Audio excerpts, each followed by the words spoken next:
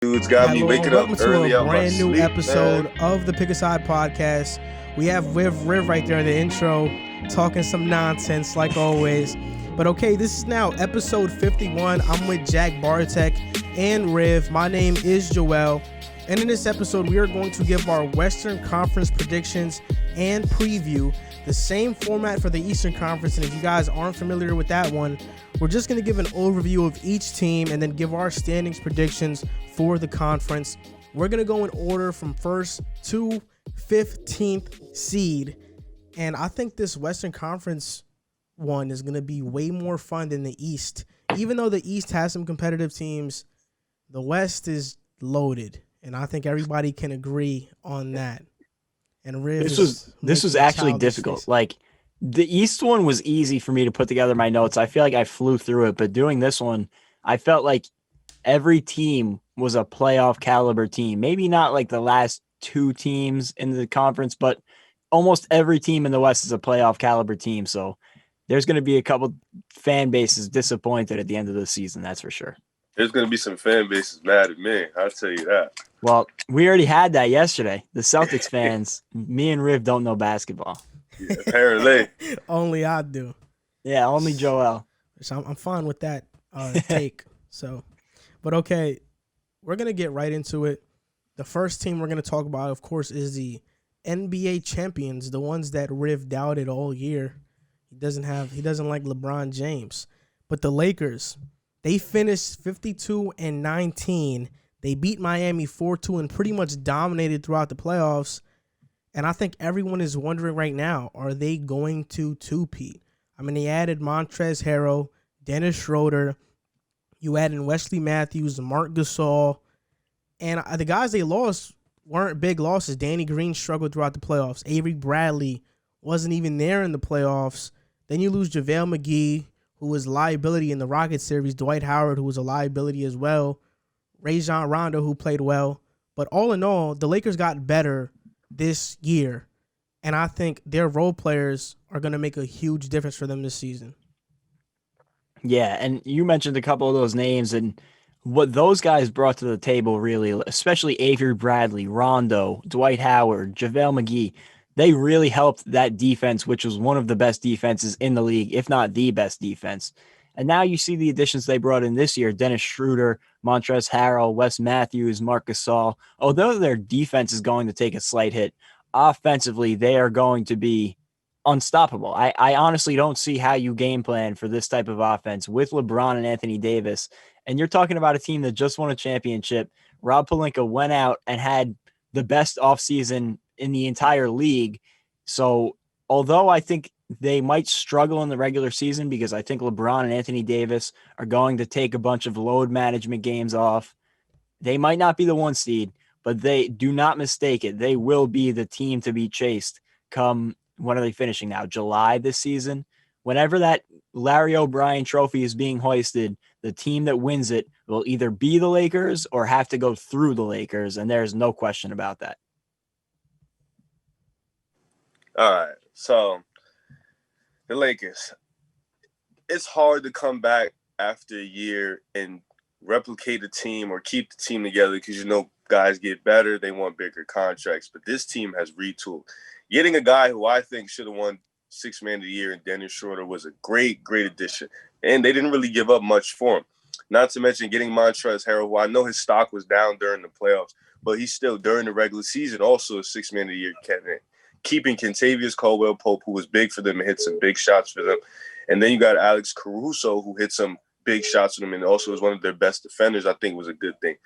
Keeping I know losing some guys like Danny Green and a lot of the defense is going to hurt Rajon Rondo, but with LeBron and AD at the helm, these guys should definitely be the favorites coming out the West. They should be one of the favorites in the whole NBA to repeat as champions. And I think with LeBron and AD, they're going to load manage a little bit just because of LeBron's age. I think AD, he does get hurt, so you do see a lot of injuries banged up. But this year should definitely be a year where AD should be thinking about being in the MVP race, being in Defense Player of the Year race. Again, this should be a time where he starts to solidify that career, I want to say, so he can look like one of the best bigs because he has the talent. So start solidifying that career. But for LeBron, it's incredible that he won his fourth championship. And I don't be hating. I just like to see. I want to see other teams win. But shout out to the Lakers. They definitely have a chance to repeat, and they're doing an incredible. Rob Pelinka's doing an incredible job of building this team. Yeah, I totally agree, and I'm picking the Lakers actually to make it to the finals this upcoming season. I think that nobody in the West, outside of maybe the Clippers and maybe you want to count in the Nuggets or Portland, one of those teams has a chance, or maybe Dallas has a chance against the Lakers, but I think their team is just too good. And the storyline that I've been hearing this season is the MVP is either going to go to LeBron or Luka. It's going to be one of those. I don't think the Lakers will have such a great regular season. And another storyline is if Anthony Davis is going to win the Defensive Player of the Year award. For me personally, I feel like it's virtually impossible to win an award when LeBron James is your teammate. And that's what I think is going to hurt Anthony Davis, because a guy I think will probably have as much as an impact on the defensive end as Anthony Davis is Bam Adebayo in Miami. And he could possibly be a dark horse to win the award as well. But, I mean, you look at the starting lineup that they could trot out there. They have a bunch of different combinations.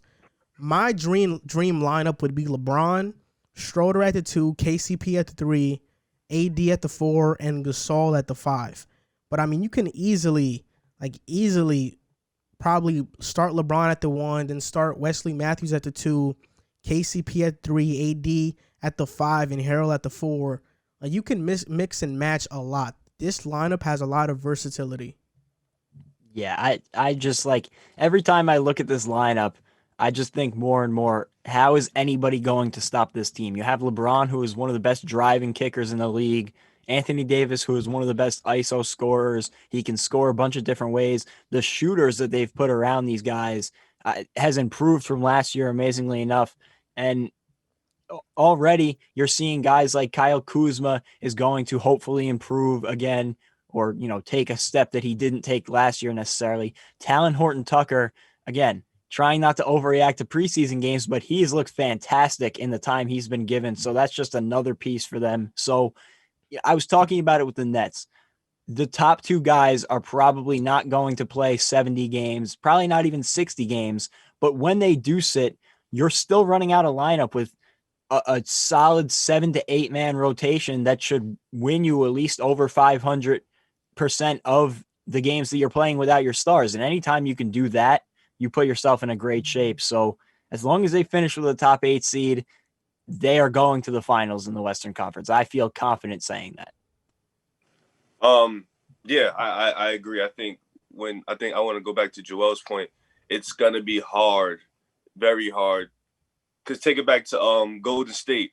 It was hard to even put Steph and KD on an All-NBA first team because they were on the same team, and it's hard to really do that. And I think for LeBron and AD, it's going to be hard for AD to get the recognition he deserves throughout the season. It was more noticeable in the playoffs, but I think it's going to be hard because of the fact that he plays with LeBron, and vice versa with LeBron. I don't think LeBron's going to win MVP, but he's going to be in that race. I definitely do think both of them are going to be in the running for it. I know we all have Luka as the favorite, but I definitely think those two are going to be in the running. And this team is pretty well-oiled machine. I think this is going to be a better offensive team than it was last year. I think it's going to drop slightly in defense, but offensively, I think this team is going to be rolling. And I think in the West, Joel is right. I think outside of the Clippers, who I still think is their best matchup, I don't think Denver – I think Denver can make it fun, but I don't think Denver can beat them. I think Portland, with the weapons they just got defensively, they can definitely make it a run. But I just only see the Clippers as the best matchup to take them out. And even then, in the East, I would only say maybe the Nets and Milwaukee as two teams. And I think it's going to be just tough to see how this team manages it out. But I do think Bam also is a dark horse for the MVP. I have them as a number 1 seed. The Lakers, I think they're going to be the number 1 seed. I have them as the favorite coming out the West. And I think they should definitely be thinking championship or bust. Anything less would be a failure, in my opinion. Personally, I have them as the first seed as well. I'm projecting them to finish with the first seed. I can see them as low as 3, but that's the lowest. I can see them drop as low to 3, but that's the lowest that I have them at. Personally, I have them at 2. I could see them maybe dropping to 4, but just talent-wise, I don't see them going any lower than that. I could easily see them being the first seed. It just depends on how many games off LeBron and AD take. But when you look at the personnel, like that's the craziest thing for me is they have somebody to neutralize anything and everything. And you watch the playoffs last season, and they got into a series with the Rockets where Dwight Howard and JaVale McGee, who were big pieces the entire season, were hurting them. So what did they do? They put him on the bench and they ran out Anthony Davis at the 5, which almost no other teams in the league have the luxury of doing something like that and still having such an interior defensive presence. It's just the versatility of their lineups. They can match up with anybody in the league, and that's the scariest part about them for me. But the only reason I put them at 2 is just because I think LeBron and Anthony Davis, coming off a 70-game offseason, are going to take some nights off, as they should. Yeah, now we're going to go on to the next Los Angeles team, the Los Angeles Clippers. They finished with the 2nd seed last season, 49-23, and lost to Denver 4-3, 7 games. Denver shocked the world. And now, I think right now, all eyes are on Kawhi. That's the storyline of their season for me. They made some offseason moves, like they got Serge Ibaka, Luke Kennard, Nicholas Batum for whatever he's worth at this stage in his career. But they also lost pieces like Montrezl Harrell, Shamet, and JaMychal Green, who actually went to Denver. Ty Lue is their coach now. Doc Rivers got fired. Ty Lue is their coach. I'm not sure if Ty Lue is a better coach than Doc Rivers. I feel like I think Doc Rivers is better. Maybe Ty Lue can manage the personalities better, but personally for me, I think the Clippers got worse. And the pressure is on them, not only on Kawhi, but I think the pressure is on Paul George because in a short amount of time, he's become the most hated player in the NBA. You go, Riv. You go. Right. I wouldn't say most hate. I think him and Kyrie are like walking who's hate, like, and then James Harden's kind of creeping behind them too. But yeah, no, Paul George is getting a lot of scrutiny right now. You're right. The pressure is on Kawhi. The pressure is definitely on Kawhi. It's on Paul George especially, but the pressure is on Kawhi to lead the team because not only did Paul George not show up, but that Game 7, Kawhi wasn't there either. So you got to look at it in the aspect of Kawhi. You have to lead this team. Now, I'm not under the total sense. I don't think they got slightly worse. I think they did get a little better in the sense of they lost Montrezl Harrell, but they gained Serge Ibaka. And I think we can all agree he's a better suit for an offense in the sense of he can shoot the ball from a little distance. He's lost that defense from way back when, but he can still play D. He can still rim protect. And plus, you get a big now like Zubac to come off the bench, who's still who's still a pretty solid big man, great pick and roll partner. He's a rim protector.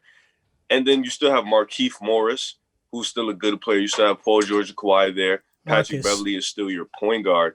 But you get Lou Will and Luke Kennard off the bench. Luke Kennard is a sharpshooter who's averaged 15 points a game, who had a little breakout last year for Detroit. So you get those two guys off the bench. And now look at that. Boom. Reggie Jackson's coming off the bench too, who's a pretty good point guard. So now you look at it from that aspect. I think they got better in that sense. And I think it's going to be interesting to see how Tyronn Lue manages this team coming off a 3-1 lead, which we all agree they should have beat Denver. They blew the 3-1 lead, so now it's going to be interesting to see how Paul George comes back, Kawhi comes back, and Paul George is telling the media he's working with that trainer that he won that MVP. Well, he had that MVP season with. So it's going to be interesting to see how this team is. But this team, in my opinion, is still a top 3 team in the West. It's still a top 5, top 7 team in the league, and I think this team should be the favorites to make the WCF. And they should be facing LA like we should have seen last year in the WCF, in my opinion.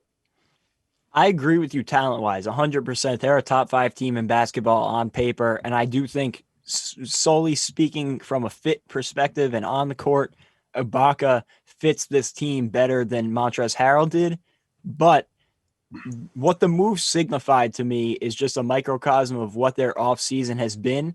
And that is you are sending Montrezl Harrell out of town after he was the face of your big campaign last year as these rough and tumble guys. Like Montrez was this, dog coming off the bench, brought that attitude, brought that, I don't want to call it little brother, but like they're chasing the Lakers who have this high status and they have to work for everything they get. And I just think that getting rid of him is catering to Kawhi and PG, which we saw that article that came out this offseason. They did that all year last year. They let them come in, choose their treatment, take days off when they wanted to, so on and so forth. You know the story. And now they have the extra black cloud hanging above them about this investigation into Kawhi's signing, which we can't operate under, what might happen. But I've read that it could be losing multiple first round picks since they don't have their first round picks for the next 5 years. It could be a termination of a contract. It could be a huge fine. So we have no idea what's going to happen with that situation. That'll be looming over their heads. All that on top of the fact that they had one of the biggest collapses in basketball history last season, and they have to prove themselves. So there are a lot of external forces that are going to force the Clippers to play their best basketball this season. And if they don't, that trade for Paul George is going to go down as the worst trade in NBA history. So there is a lot going on outside of just the lines of the basketball court that are going to impact this Clippers team this year. Bringing on Ty Lue as a head coach, I know he was in Cleveland with LeBron and Kyrie, but anytime you have LeBron on a team, I feel like it takes some pressure off of the coach to handle, personalities and whatever in the locker room. I feel like LeBron does a lot of that himself. So now he's going to be tested and have to prove himself and see what he can do to get this team back on track. But I agree with what you guys said. It comes down to Kawhi and Paul George. At the end of the day, no matter what's going on around them, you saw it last year when they played in general and played well because they took a lot of games off last year. The Clippers were a completely different team. And we know if Kawhi and Paul George are at their best, they can hang with anybody. But it comes down to those two. What are they going to do? Are they going to step up, or are they going to be what they were in games 5, 6, and 7 last year in the bubble? So I agree with some of what you said, Jack. One of the main things I agree with is Montrezl Harrell and the identity that he created for the Clippers, along with that team with Shea and Gallinari and Lou Will. To me, yes, Ibaka fits the Clippers better than Montrezl Harrell. And I think Luke Kennard's a better player than Landry Shamet, but I think they did get better, but they lost their identity. Like, the Clippers don't have that identity anymore. That Doc Rivers toughness identity with Montrezl Harrell, Lou Will, Gallinari, Shea. All of the players that kind of put the Clippers back on the map when they were supposed to be a team that was looking outside of the Western Conference playoffs, and they took Golden State to 6 games, and they had an historic comeback in one of those games. So, in my opinion, like, let's just, outside of Paul George, let's say that trade doesn't happen. Kawhi could have probably came to a team that had Harrell, Lou Will, Gallinari, Shea, and their picks. I think Shea is about to become a star player. Gallinari is a really solid player. Montrezl Harrell solid. I think that team is probably better than the one they have right now with Paul George if they would have kept those guys. Especially coming off of what he did in Toronto, seeing the roster he did it with. Toronto necessarily doesn't have any stars alongside him. I don't consider Kyle Lowry of that status. You could say he's a star, but he's not a Paul George level star. He's a star. He's a star. So, you get what I'm saying? Right now, the starting lineup is looking like this. Probably they're going to have Pat Bev be their point guard again, PG, Kawhi, Marcus Morris at the 4, and Ibaka at the 5. And the role players would be Lou Will.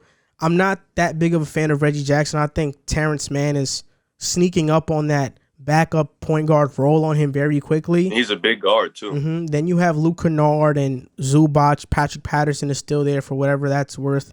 So, I mean, I think their bench got a little bit depleted because Harrell's not coming off it anymore. The starting lineup is definitely better, but how is Ibaka going to fare against a big like Davis? I don't think Ibaka is that same OKC Ibaka. He's more of an outside player now, and on the defensive end, he's not that great on the interior anymore. I want to say this, a couple things I want to address. I personally think Kawhi should have stayed in Toronto. That was my thing. I think he should have stayed. He could have built the dynasty there, and they could have been a great story. They could have ran up and won maybe 2, 3 chips. We don't know. That team could have definitely stayed together. I don't think going to the Clippers would have made, because we don't like. I hate ifs in this, but he could have went there. But would Shai have been what Shai was last year with Chris Paul and Dennis Schroeder. I feel like Chris Paul played a big part in Shaw's development and turning into that player.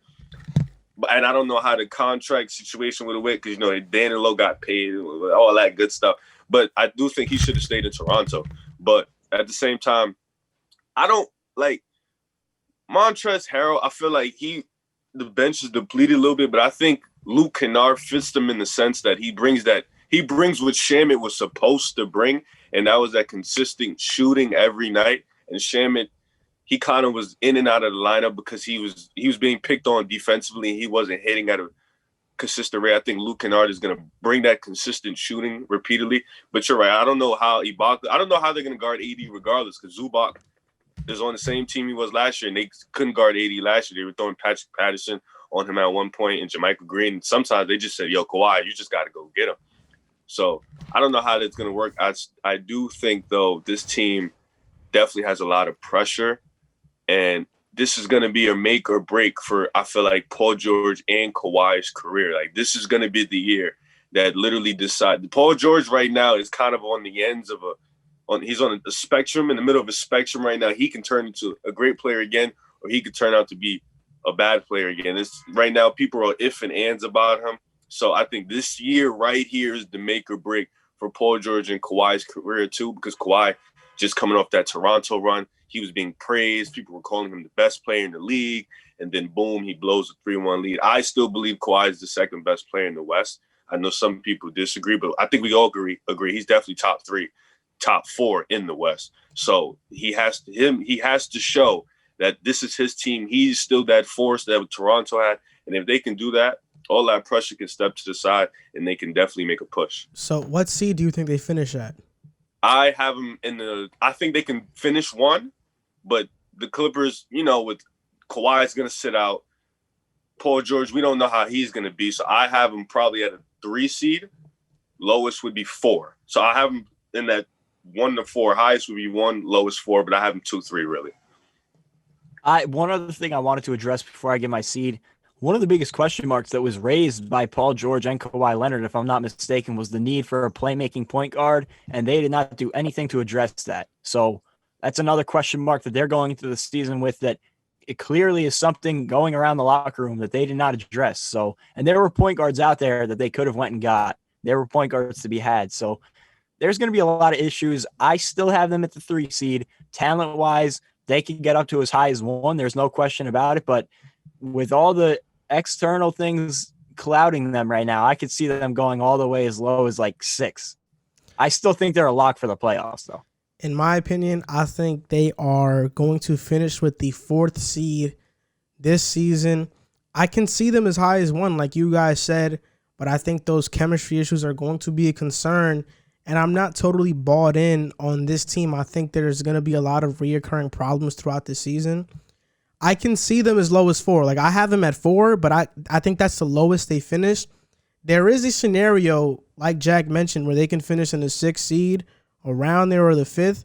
But I think if that were to happen, that's the worst case scenario. Everything would have to go wrong for them to finish that low in the Western Conference standings. Agreed. So the team that beat the Los Angeles Clippers were the Denver Nuggets. The Denver Nuggets were the 3rd seed last season. They finished 46-27. They lost to the Lakers in the Western Conference Finals 4-1.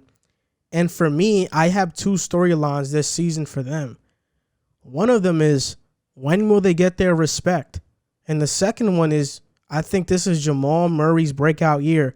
What other team goes to the Western Conference Finals this past year, 2 years ago, if I'm not mistaken, was a couple possessions away from making the Western Conference Finals, and they still get no respect? I've seen some predictions that have them as low as 6 or 5, and there are people that think this Jeremy Grant loss is going to be some huge thing. Like, if Michael Porter Jr. becomes the player that we think he can become, they'll be just fine, and he has all the tools to be a great defender. I think Denver is getting extremely disrespected. They didn't make any moves in the offseason outside of signing Jermichael Green and a player from Argentina whose name is Facundo Campasso, who had this highlight pass the other day. But, I mean, they lost Jeremy Grant, Mason Plumlee, and Torrey Craig, which those guys are losses, but I think Denver, considering Jamal Murray is going to have that breakout season that I'm predicting him to have, they'll be just fine.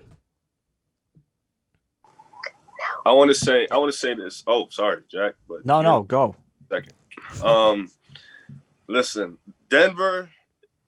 I'm actually really excited because I wanted Michael Porter Jr. in Chicago. I raved about it a lot. I wanted him to come to Chicago. I wanted us to pick him. We didn't pick him. I didn't care about the back problems. I said, get this guy. He's going to be special. And then I tweeted, I think, when he first played, I said he's going to be better than Ben Simmons. I tweeted that. It was a wild take at the time, but I felt that in my heart. This guy is a stud. This guy is going to ball out. He can definitely be a superstar in this league. He has the tools. He has the talent. He has the size for it if he just stays healthy. Now, the losses of Torrey Craig and Jeremy Grant, they're going to be big losses just because defensively those were their guys. Torrey Craig was the perimeter stopper. He was the guy you put. But I think this team found their identity in the bubble where they realized we're all offensive firepower.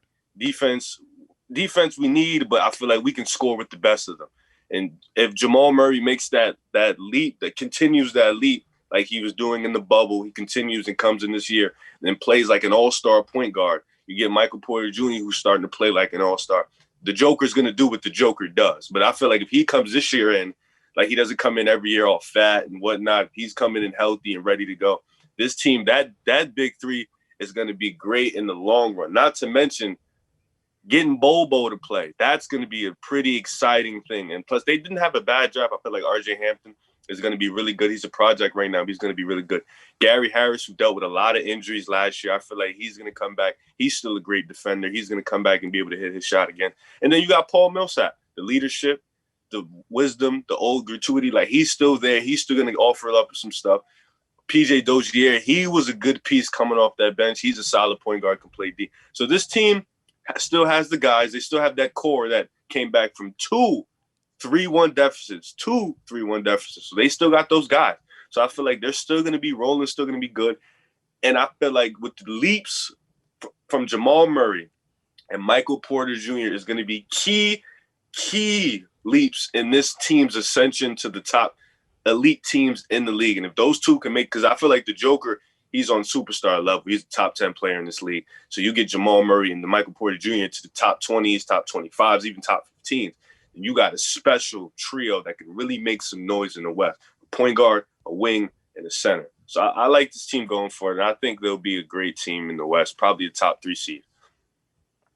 Yeah, and to speak to what Joel said originally, like, I think that this team has now shifted from being like the lovable losers that everybody just kind of said, well, they're not as talented to hang with the top dogs of the Western Conference, but they're always there hanging around. Now, after their bubble performance, they're going to have those expectations hanging around them, and they have to live up to them. And I think the keys for that, like Riv said, are going to be the development or the continuing development of Jamal Murray and Michael Porter Jr. If you can get 70 games out of Jamal Murray and Michael Porter Jr. like you did in the bubble, they are one of the best teams in basketball, and there's no question in my mind about that. But that's a big if. And then also defensively, I think they lost a little bit with losing Jeremy Grant, losing Mason Plumlee, but Mike Malone did a great job in the bubble with his experimental defenses. He ran a lot of zone, especially against the Clippers. And I like the thought of Bobo being out there as much as people like to joke about him. Like, he made a solid impact in the bubble. And I would not mind seeing him in some experimental defenses over the course of the season. And when you think about it, they can run a lineup that nobody else has, where you run something like Jamal Murray at the 1, and then you go Michael Porter Jr. at the 2, Bol at the 3, Millsap at the 4, and Jokic at the 5, and you have the opposite of a death lineup. You have 4 guys out there that are bigger than anybody else on the opposing team, and that could be the way, you know, they mess with teams like the Warriors did with their small ball death lineup. So they have a lot of different options, but at the end of the day, it's going to come down to, especially, I think, Jamal Murray and what he does this season. He's lined up for a chance at being a top 4 point guard in the league this season after what he did in the bubble last year. And if he does that, they're one of the best teams in the league. That death lineup that you mentioned, it sounds like a nightmare lineup, but not in the sense that you're thinking about it. I think it sounds like a nightmare lineup in terms of I would not want to run out that lineup at all. Like Bol at the 3, the defense sounds abysmal with abysmal. Jamal Murray, Porter Jr., Bol, and Jokic on the court at the same time. I think that defense sounds pretty bad. In a zone. Yes. Bol can play defense. And he's long, he's athletic. I don't like it, but they did lose Mason Plumlee, which does open up the door for Bol to get minutes. They also drafted Zeke Naji. He's an okay player. He's a rookie, so we're not expecting much of him. But I think they're running it back. Jamal Murray at the 1, Gary Harris at the 2, Porter Jr. at the 3, Millsap at the 4, and Jokic at the 5. I think that's the lineup they're going to run out with. And then their bench players can be guys like Monte Morris, Will Barton, who was hurt last year in the bowl. He didn't even play in the playoffs. JaMychal Green can step out and shoot threes.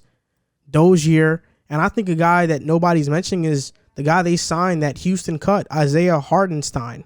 He's a good player. I think he's a good player. He can step out and hit threes as well. He's a stretch big, and I think he can be pretty solid. Yeah, and Hartenstein didn't get to play in Houston because they don't believe in centers. So maybe a little bit of a reincarnation here in Denver.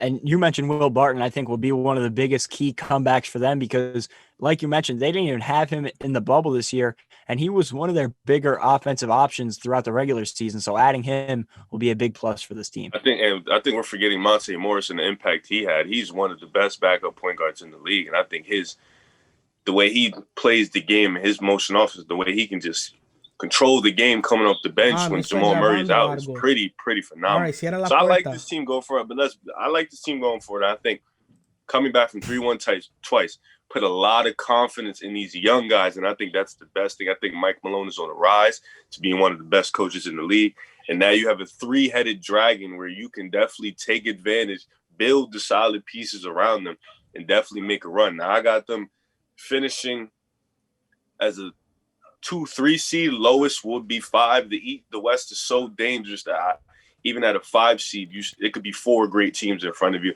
So that's the lowest. I got them as a 5, but the highest is 2-3. The projected seeding I have the Nuggets at, I'm going to give them the damn respect. All right? They're finishing as the 2nd seed in the Western Conference. I can see them as high as 1, and I can also see them as low as 5. But you just said the same thing and then said I didn't give them respect. No, I said as low. I think that's the lowest they'll finish. I said the same thing. But what seed did you have them finishing at? 2. Oh, you did? Yeah. Okay, I mean, all right. I have them at 2 as well. I'm going to give them their damn respect, all right? All right, River Brown? Well, we're going to give the Nuggets their damn respect.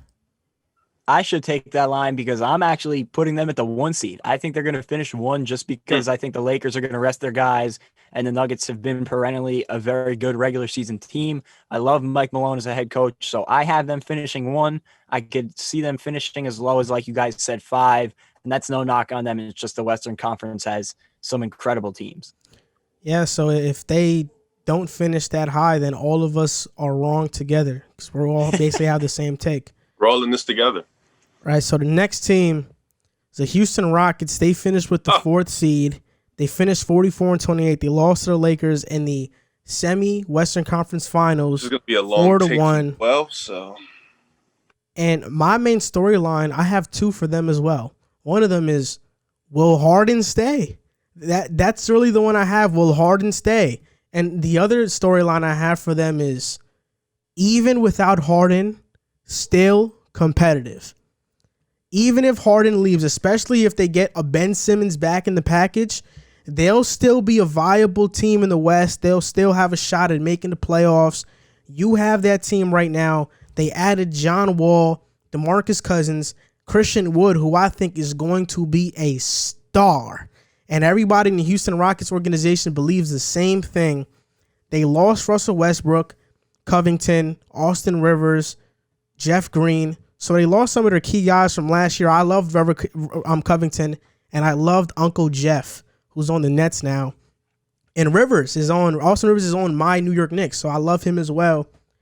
But look, their head coach, Steven Silas, he's coming in from that Dallas Mavericks team that had the best offensive rating in NBA history, so he's probably going to take some of his concepts and take it into Houston. And right now, let's say they do have James Harden. I mean, John Wall, James Harden, Eric Gordon, PJ Tucker, Christian Wood. Off the bench, you have DeMarcus Cousins, McLemore, Daniel House, Gerald Green, Sterling Brown. The only problem with them is that they don't have a backup point guard. They have Jerian Grant on the roster. Chris Clemens just tore his Achilles. So they don't have a true backup point guard, which I think is going to hurt them. But, I mean, this lineup, if everything goes well, which is a big if, and if Harden stays, I think can be one of those teams that goes to the Western Conference Finals. Yeah, I agree with you. On paper, like, there is no question this is one of the most talented teams in the league. I have them, like, in a similar position as the Clippers. Basketball-wise, they're great. But I do not envy Steven Silas coming into this position because, like the Clippers, there are so many outside forces outside of those four lines of the court that are going to impact this team this year. And you saw Harden showed up, but he said he's still not committed to Houston. He doesn't want to be there. So what's going to happen with that situation? I agree that even if they lose him, they could still be a competitive team depending on the package. But it also takes a lot to bring in, say, 2 or 3 new pieces in the middle of the season, to lose your best player and retool and figure that out. If they had gotten a deal done for Harden earlier, I would be more confident saying that, but it's going to be a lot of moving pieces and a lot of figuring out. And the problem is, even if you keep Harden, with that Tim McMahon piece that came out, all the problems that come along with, the culture that they've developed there, there's just a lot of question marks that need to be answered, and it starts with what happens with James Harden. I know they want to hold on to him and get the perfect value out of him, but you're never going to get the perfect value out of him because you won't get the perfect value out of any superstar. Even Anthony Davis last year when he got traded, I felt like that payback wasn't necessarily enough for a guy of his stature. So, like, when you're trading a superstar, you're going to have to sell below value, and I think that if Ben Simmons is on the table, any deal with him, you have to take that. You're apparently getting some nice offers from Miami, a nice offer from Brooklyn. So there's opportunities to get rid of him. And I think the sooner they do that, the better, because like you said, they could still be a playoff team without James Harden. And I want to see the pieces that they can bring in and reset that future that they gave up getting Russell Westbrook and messing up the cap and the picks. But I like the moves they made this offseason. Basketball wise, they're a top 3 seed in the West, no question, but they got to figure things out off the court before I feel confident talking about them on the court. Yeah, that's true. Before you go, Riv, just sit up more and angle your iPad differently because you're going to get cut off. What you mean by angle it differently? Like, so your head is more towards the top. Yeah, like that. Steph? Yeah, a little bit more. No, like, push it down. That was even worse. No, like push it up. No, the other way. Yeah, like the other way, bro. All right, you're good. We good? You're good. Yeah. Okay. Yeah, you made me lose my train of thought. This James Harden situation is pretty hilarious to me. I don't know what this guy wants to do here. I don't know his mindset. I don't know if he wants to play or not. I feel like it's disrespectful to your teammates to not want to play and be out there with them, riding with your guys, regardless of the situation. I feel like you can request a trade, but still ride out for your dogs on that court and play hard and be a competitor, be a player. In the same sense, I think Philly has the best deal. I think you're getting a generation of talent in Ben Simmons. I think out of Miami, Brooklyn, Ben Simmons is the best guy you're getting. He's just made the All-NBA team and the All-Defensive team last year. He's one of the best defenders in the league. He can guard 1 through 5 easily. So I think you get a guy who you can play at any spot in Houston, and I know they have John Wall, but I think you can play Ben at the 5. You can play Ben at the 4. He's positionless. So I think that would be the best thing. I think they're getting Matisse Thybulle in the process too. That's a young guy who's pretty good. He can shoot 3 kind of, and he can play great defense. So you're still going to be competitive. Plus, you have a young guy you can build on, So I think if you're going to pull the trigger now. Now, speaking from this team right now, this team is still good. This team, Christian Woods was good. DeMarcus Cousins, if he's looking all right, I'm not a guy who blows up preseason, but he looks all right. He looks healthy. John Wall looks all right. He looks healthy. You still got Eric Gordon out there. I know Eric Gordon sometimes takes really dumb shots, but he can still be that guy off the bench. Daniel House is still a good guy. Then you got PJ Tucker, who's still going to bring that toughness and that energy. This team can easily be a top 5, top 6 team in the West. And I think they're fully equipped to play teams like the Lakers, Denver, with these new big men. And I'm not saying they're going to go out and lock Anthony Davis up or lock the Joker up, but they're going to be better equipped now than when they had a 6'5" center and a 6'7" power forward. Now you got actual bigs who also can step out and hit the 3 ball, who can step out and hit the mid-range shot, in Christian Wood and DeMarcus Cousins. And their bench, it looks a little suspect. They still have Gerald Green and Ben McLemore, who are 40% three-point shooters, so that's good for anything. When you get shooters around James Harden and John Wall, that's going to be good. And you get a guy in John Wall who is not better than Westbrook, but he offer up things that Westbrook just wasn't doing. Defensively, I think John Wall is better. As a playmaker, I think John Wall is better. So you get a guy who's smart enough to know shots he can't hit, he's not going to take. So you get a guy like that who's going to come in. He's also going to be that offense initiator, that guy who's going to get open looks, who's going to create for others. And that's going to be good for James Harden in the process too, because the last time we've seen James Harden with a point guard like that in Chris Paul, they went far. Not saying it's the same thing or they're going to go as far, but you've seen what happens when he plays with a playmaker first. So I like Houston's team right now. I think this team right now is still equipped to be a competitive team in the West. Yeah, I mean, in my opinion, I think you're pretty right on point with a lot of those things. They have another bench player, Bruno Caballero, who looks like he's coming into his own as well. He's looked pretty good in the preseason, and he's a big. But, I mean, the thing is, they're better equipped to guard centers, and they can still put P.J. Tucker on one if they want to as well. Like last year was P.J. Tucker had to be on them because they had no other choice. This year they have a choice. He can be on them as well if they're getting tired and they need somebody more physical and like a pest like P.J. Tucker is. He just gets up in you because he's so darn tough, tough as nails. Oh my goodness. P.J. Tucker's one of the toughest guys in the NFL, man. He's a true warrior. He's a true soldier, a warrior, we get it, bro. a lieutenant, a sergeant. He's a captain. He's a commander. But P.J. Tucker is awesome, and I really like this team. What it comes down to for Houston is, do you want to trade for Ben Simmons and pair him with John Wall? Because I think that doesn't make much sense, right?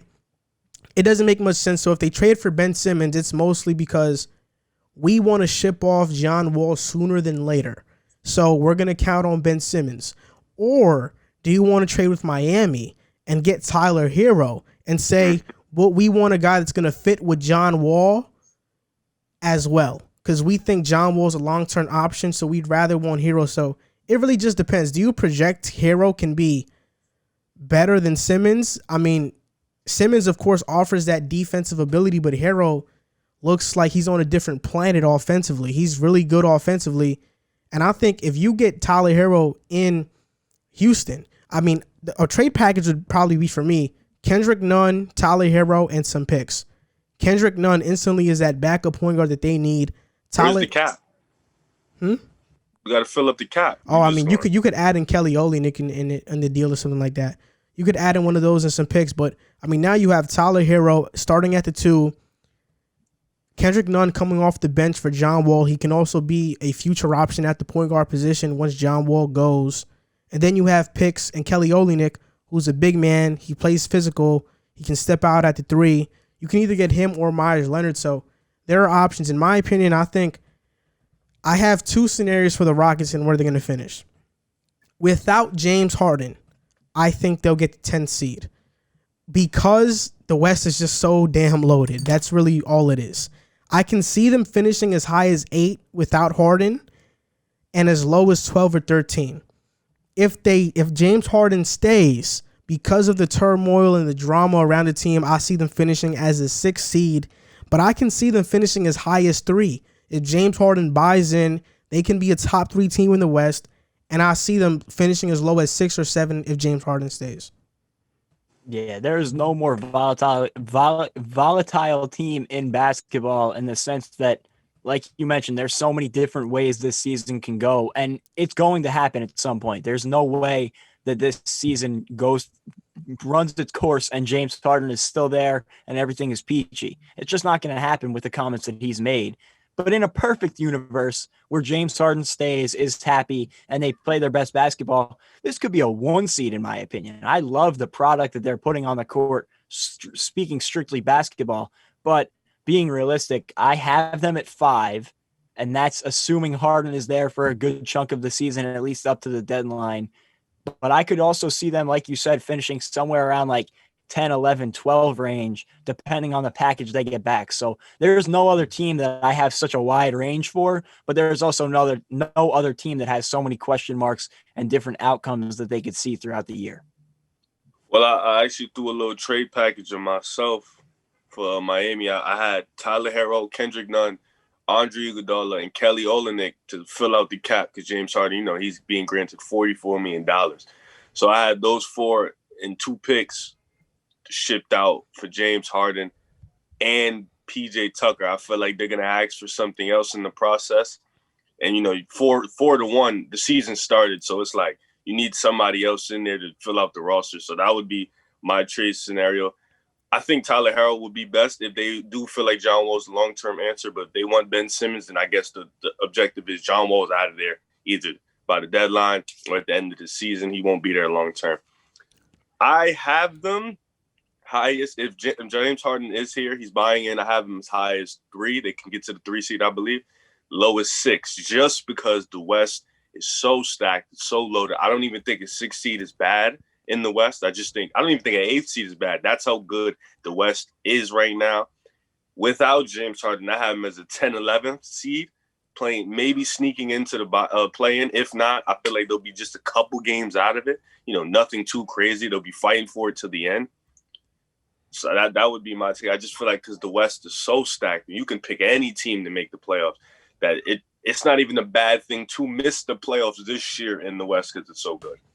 Yeah, I totally agree. And I love the trade package. I think any team that is trying to trade for James Harden, whether it be Philly, Miami, Nets, you have to ask for PJ Tucker in return.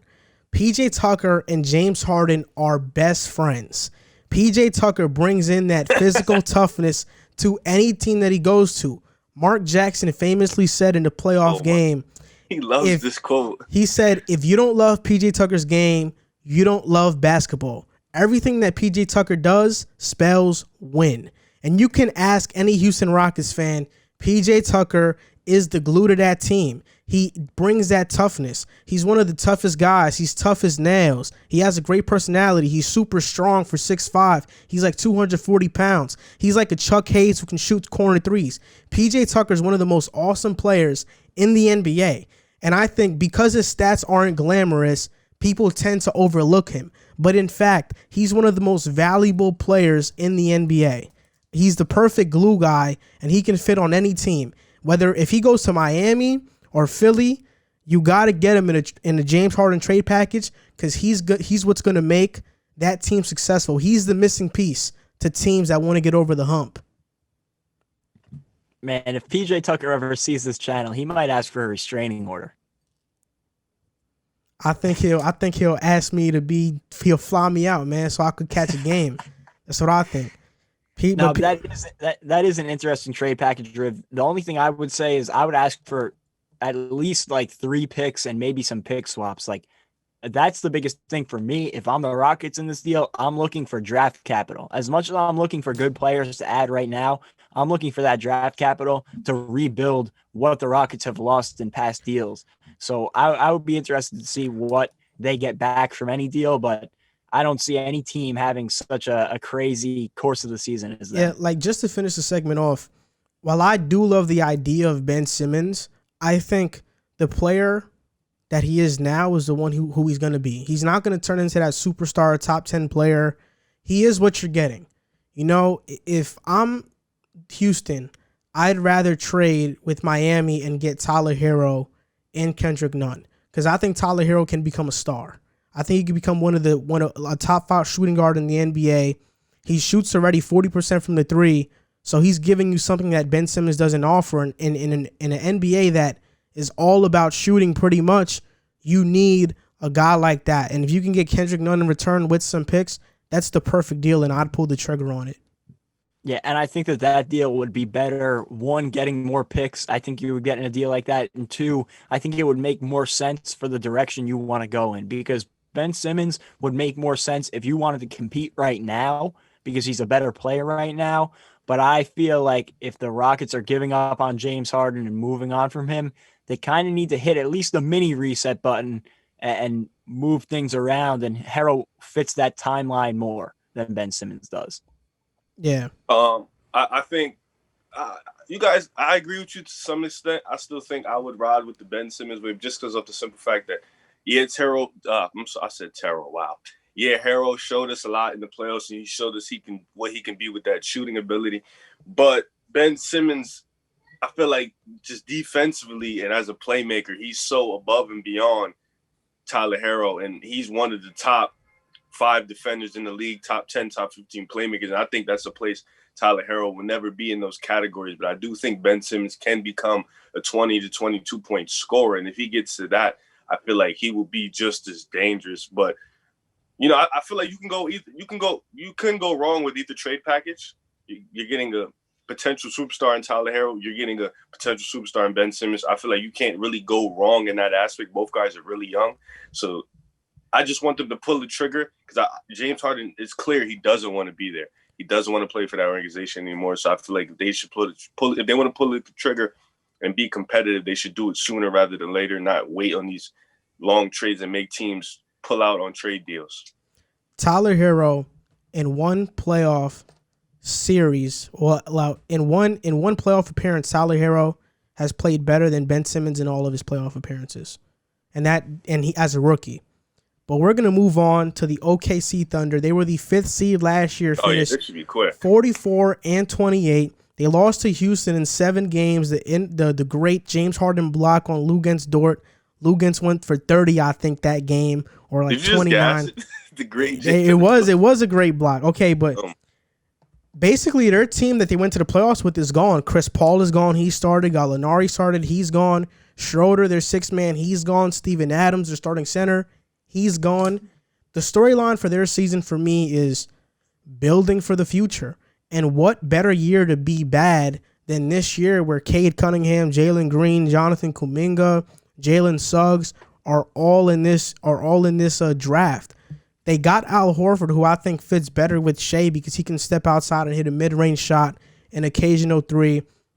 Ty Jerome, a young player. Justin Jackson, not a young player, but in terms of experience and years, a young player in the NBA. Trevor Ariza is there. He probably is going to get a buyout or get traded.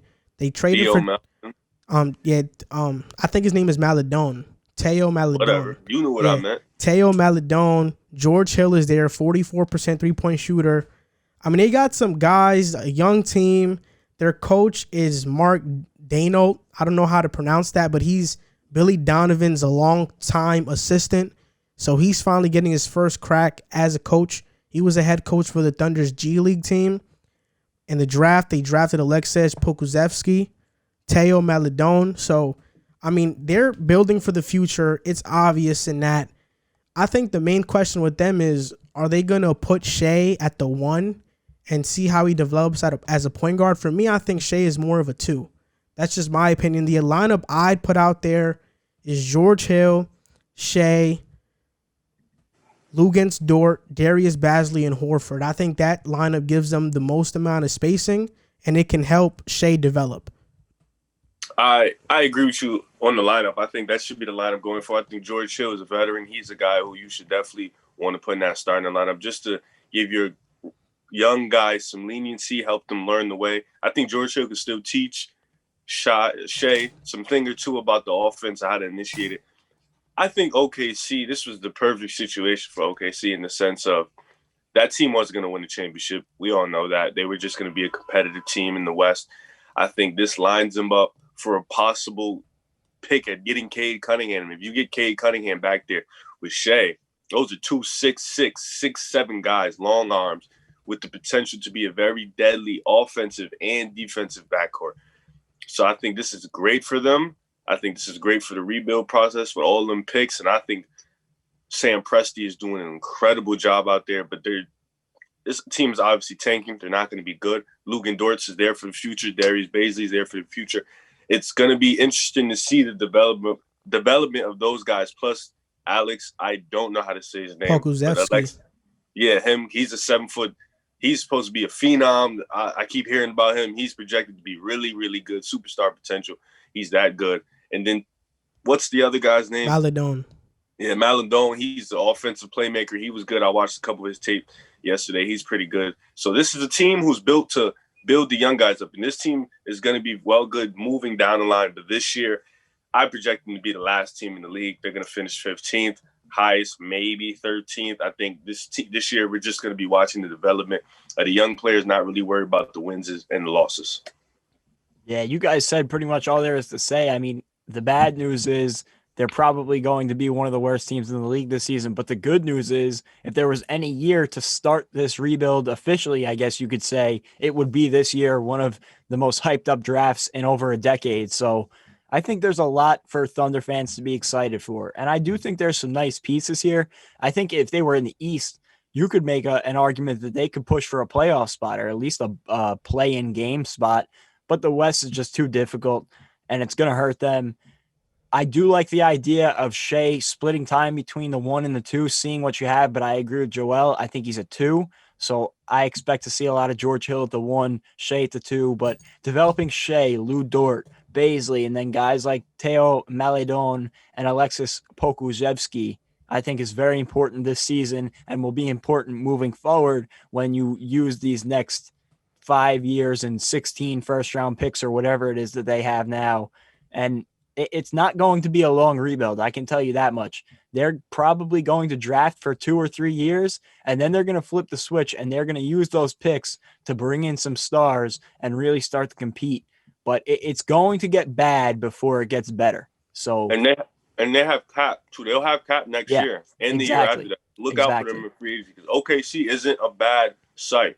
It is actually a pretty good site for free agents. I think it's going to be better in the long run. People trust in Sam Presti, and people trust in the fact that Shaq can ball out, and they're going to monitor that young talent for a while to maybe get 2-3 guys to come there and team up, and that become a new super team. So look out for them in free agency. In terms of free agency, I think they can acquire some really good role players. I don't think any superstar is going to OKC.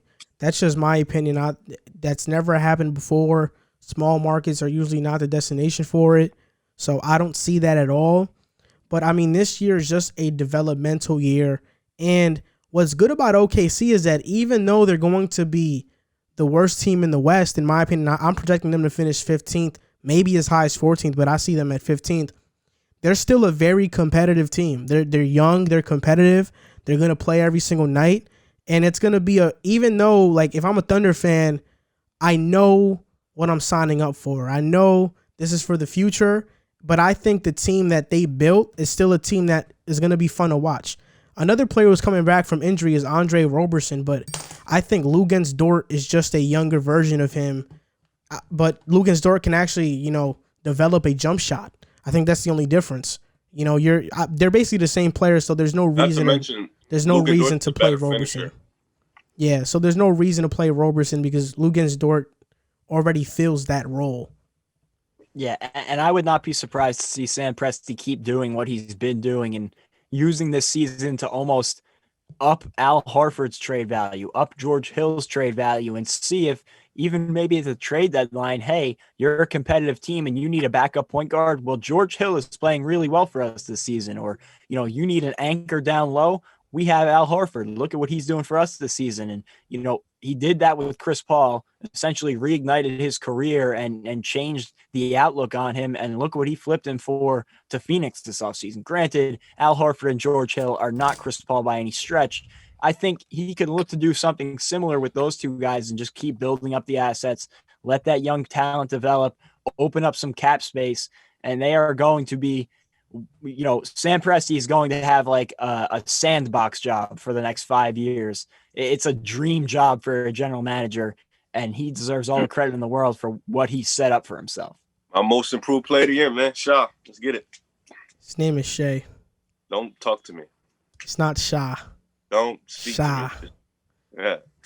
Me and him got a different relationship. You don't know why I call him that. Sandbox job. That's a pretty good analogy right Yeah, I there, don't know Jack. what that one threw me off, but I was like, all right. It's like when you're a little kid playing in the sandbox. That's essentially what he's gonna be doing. He's gonna be playing NBA general manager on easy. Imagine having 16 first round picks over the next 5 years and the young talent that he has and the cap space. It's a dream for a general You're manager. calling a grown man a little child playing in the sandbox. It's an analogy. Dope. Yeah, shut up, Riv. All right, so the next team we're gonna talk about is the Utah Jazz. They were the Oh yeah, sixth I gotta hear seed. Jack's take. They were Yeah. the sixth seed last season. They finished 44-28. They lost to Denver in 7 games in the first round. I thought the Jazz had that series on lock. Donovan Mitchell was phenomenal in the playoffs. I think he had 2 50-point games, or was it one? It was one of those. He had 2 50-point games. I mean, the only guy they added was Derek Favors. They lost Ed Davis, Tony Bradley, Moutier, which I think those aren't even really losses. You know, because they drafted Aduko Azubuike from Kansas, who can kind of fill that Ed Davis / Tony Bradley role. And the starting lineup is going to be the same as last year as it's going to be this year. Mike Conley, Donovan Mitchell, Bogdanovich, Royce O'Neal, and Rudy Gobert. You could slide in Ingles there if you want, but Royce O'Neal gives them more defense. And I think their bench, you still got Ingles, Clarkson, Favors is now there, Shaquille Harrison, George Niang, Nigel Williams-Gross.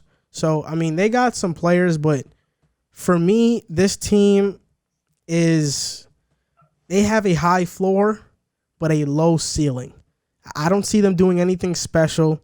Maybe getting to the second round if things go right and stealing a game, but the most I see them doing is getting to the second round. I do have them making the playoffs just because it's Donovan Mitchell, but I think this year is going to be the start of Donovan Mitchell kind of realizing that this team is stuck and there's really nowhere else to go.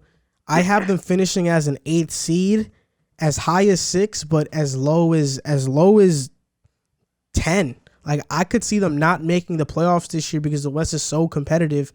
Like, you look at a team that's built similarly to them. A team that's built similarly to them is a team like Memphis, right? A young up-and-coming star like Ja Morant, Jaren Jackson, Valanciunas. Like, they can give them a run for their money in terms of acquiring a playoff spot.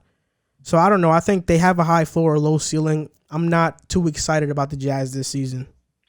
I would kind of direct them more towards Indiana. I think they're more of an Indiana with a star type team. I think they have a bunch of good players.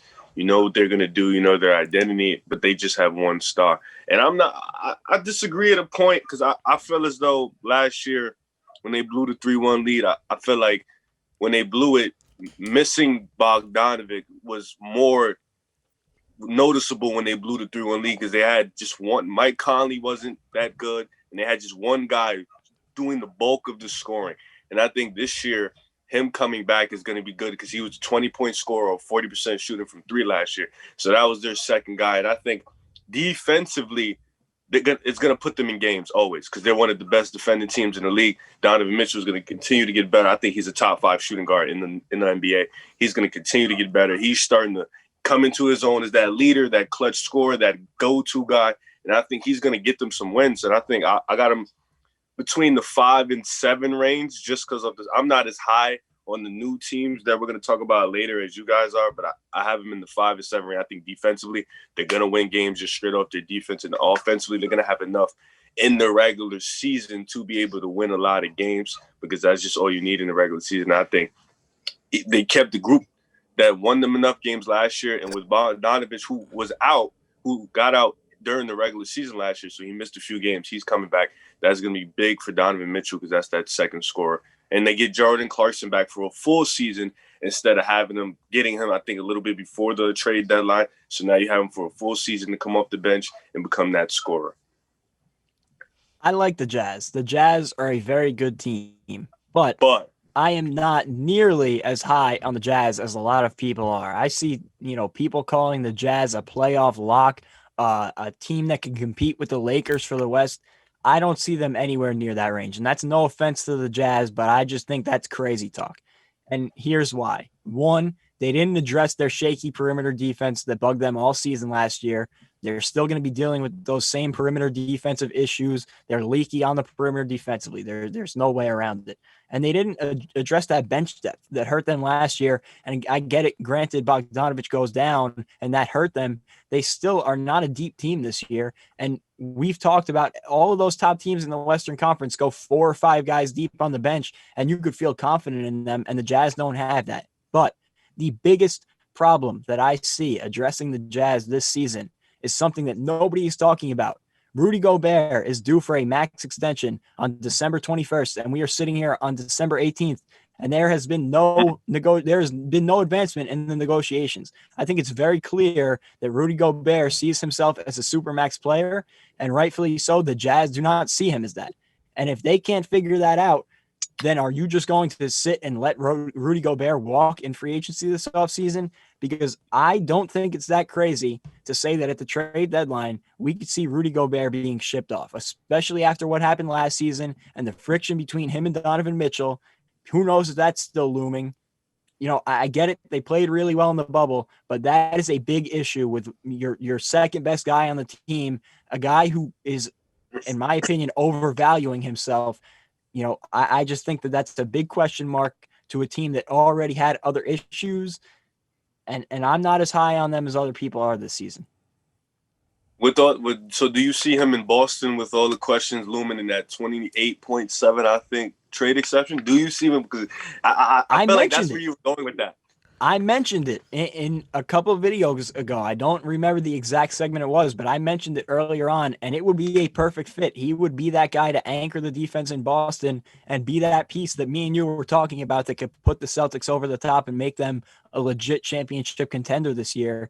And the Celtics could offer a really good package to the Jazz because they have a lot of trade pieces and they have that trade exception, so they don't have to worry about matching contracts. So it's just an interesting situation. And you know, more than likely they will find a way to figure it out because he's one of their guys. He's been there his entire career, but it is a big question mark and something they need to figure out. And it's not something you want dragging into the season because that affects the way they're going to play on the court.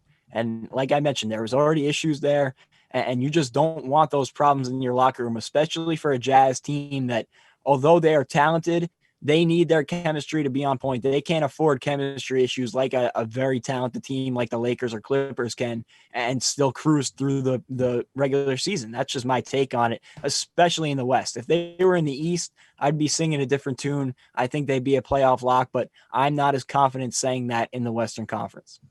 I mean, in my opinion, I think Rudy Gobert isn't a max player. I think Jazz fans will agree on that as well. I don't think anybody is valuing him as that. He's an elite defender. I agree with you there. He's an elite defender, no doubt about it. But the problem with Rudy Gobert is that in the playoffs, his production dips immensely because they tend to scheme for Gobert, get him out of the paint, and offensively he doesn't offer that much value. In my opinion, you can find a center like Gobert, not as great defensively, but you can find him on a budget, basically. You can find him on a budget. If Boston were to trade for Gobert, I don't see them including a lot of assets because I think Boston's mindset is that we have no intention of keeping this guy long term, especially if it's for that amount of money. So the only way we're going to do it is that we're going to have him as a 1-year rental to just guard the better players at center and just put him in and out of the lineup when we please. And I think that can work. Maybe if you throw in an Aaron Nesmith or a pick, it just depends on what Gobert's value is out there because I think the Jazz would rather get something than nothing for Gobert. But that's only talking if, you know, they don't come to a deal. Regardless if it's a supermax extension, maybe if they don't, they can always offer another contract and he can sign it, so we never know. But I have their projection as being an 8 seed this year. I think they're as high as 6 and as low as 11. I agree. I think the Rudy Gobert trade to Boston, I know for a fact they wouldn't keep him long term. It would just be a 1-year rental because he's not a supermax player. Let's just call it how it see it. He's not that guy you paid. Like Giannis just got a supermax. Why on earth would you think you would get a supermax? So he's just not that type of guy. I feel like he's he's not. I wouldn't really call him a max player in the sense. I wouldn't pay that type of guy all that money. So I think getting him to Boston would think, all right, this is our year, championship or bust. If we don't win it, he's going to go home anyways, and we still keep the young guys together. So that doesn't really matter.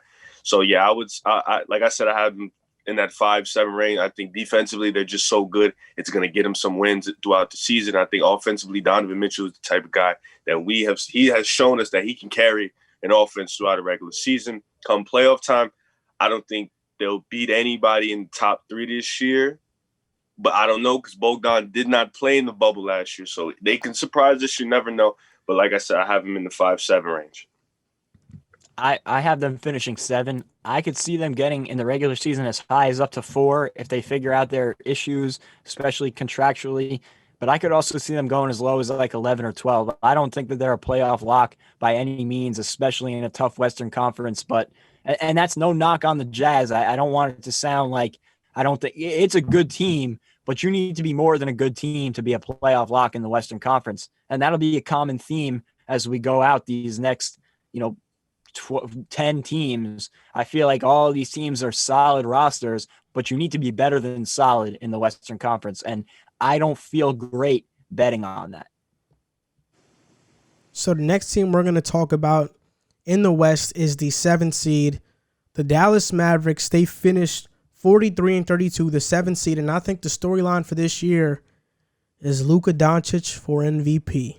I think, in my opinion, he's going to be the MVP of the NBA, and he's the betting favorite. So a lot of people have that same opinion.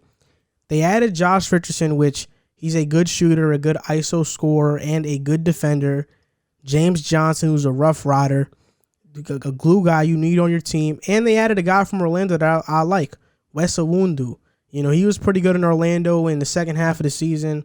He had a good draft, too. He's a defender. Yeah, they drafted Josh Green, Tyrell Terry, and Tyler Bay. So they had a pretty good draft. They lost Seth Curry, DeLon Wright, Justin Jackson, and Michael Kidd-Gilchrist. And I think outside of Seth Curry, none of those other guys really matter. I think Seth Curry mattered because he's such a sharpshooter. But, I think this lineup got better defensively, which is what they needed.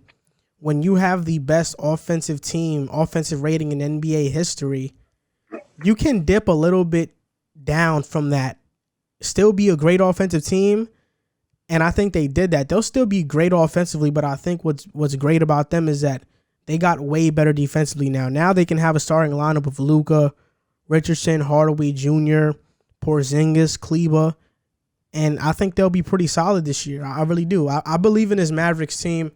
I think they're still one piece away, but I believe in this team, and I believe in Luka.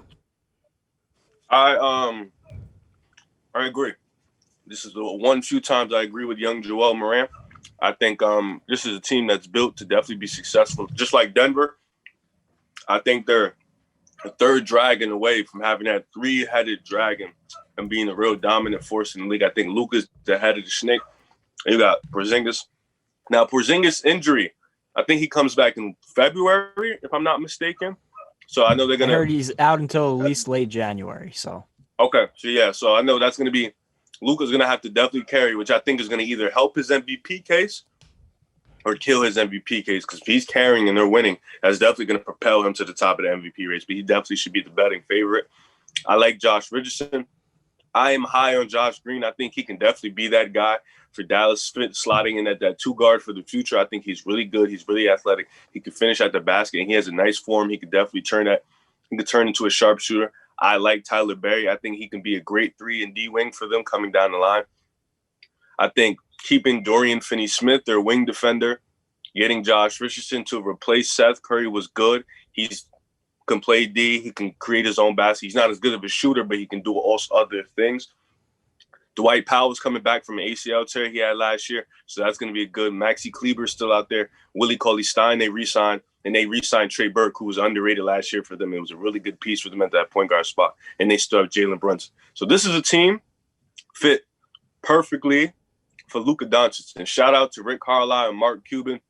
I feel like Rick Carlisle and Luka Doncic is going to be here for a while, building this Dallas franchise. And what way to back up the Dirk dynasty by getting Luka Doncic and Kristaps Porzingis to carry the torch and hopefully get them a ring. I think this is phenomenal for Dallas fans. They deserve it. They're one of the best fans in the world, and I think they're going to be really good this year. I have them 4-7 just because of the Porzingis injury. I think it might put them in a hole, but I think once he gets back, they're going to get him in tune, they're going to get it rolling, and they're going to be in that 4-7 range. I think they can get as high as 3, but I would have them in the 4-7 range just because of the Porzingis injury.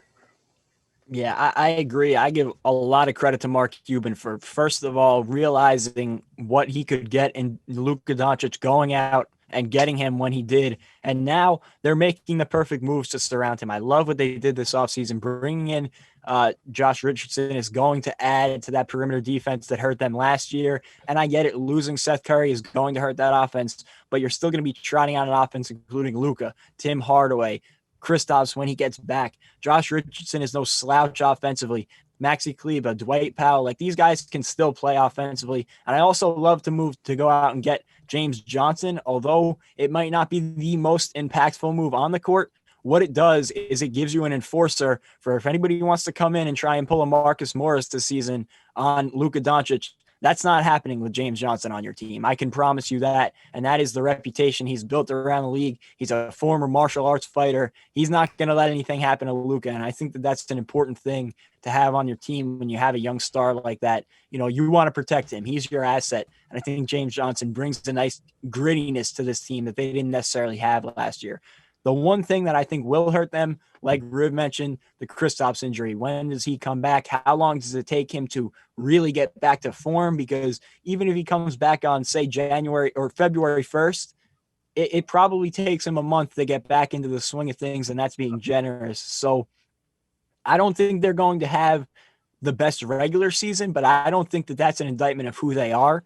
I think that come playoff time, they can compete with anybody. And they will be one of those teams to watch coming out of the Western Conference, right up there with the Lakers and Clippers. But it all starts with Luka, and what he does this season is what the Mavericks will do. I have him as my MVP coming into the season, and that is why I'm high on them, especially come playoff time. It might not seem like that in my ranking, which we'll get to, but I am high on them come playoff time. I mean, honestly, when you look at the West, outside of the Lakers, who are probably going to be the first seed, you can finish anywhere in the standings from 2 to 7, and you can beat any of those teams in the first round.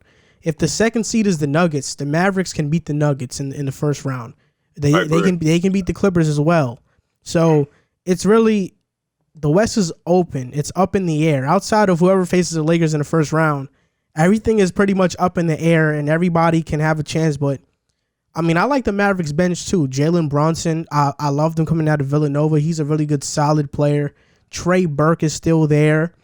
You have Willie Cauley-Stein, Dorian Finney-Smith, James Johnson, as you mentioned. I still can't believe the Knicks traded Kristaps Porzingis, Trey Burke, Tim Hardaway Jr. for Dennis Smith Jr. and 2 late first-round picks. That's probably one of the worst trades. We gave them our star and our role players for Dennis Smith Jr., who's struggling to solidify himself in the Knicks rotation. But needless to say, I think the Mavericks, they're probably going to cruise by the regular season. Depending on where they finish in the standings, it's going to help or hurt Luka's MVP case. That being said, I have them finishing as the 5th seed in the Western Conference. I think that Kristaps' injury is going to hurt them, but I can also see them finishing as high as 3 and maybe 2. And I can see them finishing as low as 6. Yeah, I have them finishing 6, and that's no knock on them. I just think the Kristaps injury is going to hurt them for a little bit to start the season. But when he comes back and he starts playing well, like we know he can, they're going to be primed, ready for playoff time. I do think that if Kristaps comes back and hits the ground running, they could get up to as high as 2. You know, even with Luka, if Luka has that MVP season that we are projecting out of him, I get to see them in that 4 or 5 range, but I don't see them going any lower than 6 or 7. I have them at 6, and that's solely based on the Porzingis injury and how much time he misses. We don't know. But like Joel said, anywhere from 2 to 7 or 8 in this playoff projections is like you're throwing darts essentially. I would agree with you, but I would even go even farther than saying I feel like 1 to 8 is just is not set in stone because of the Lakers. I feel like they're gonna sit some guys and they're not gonna play as much. So I feel like 1-8 with the Lakers. LeBron's probably gonna sit a few 80s injuries. He gets hurt a lot in the regular season.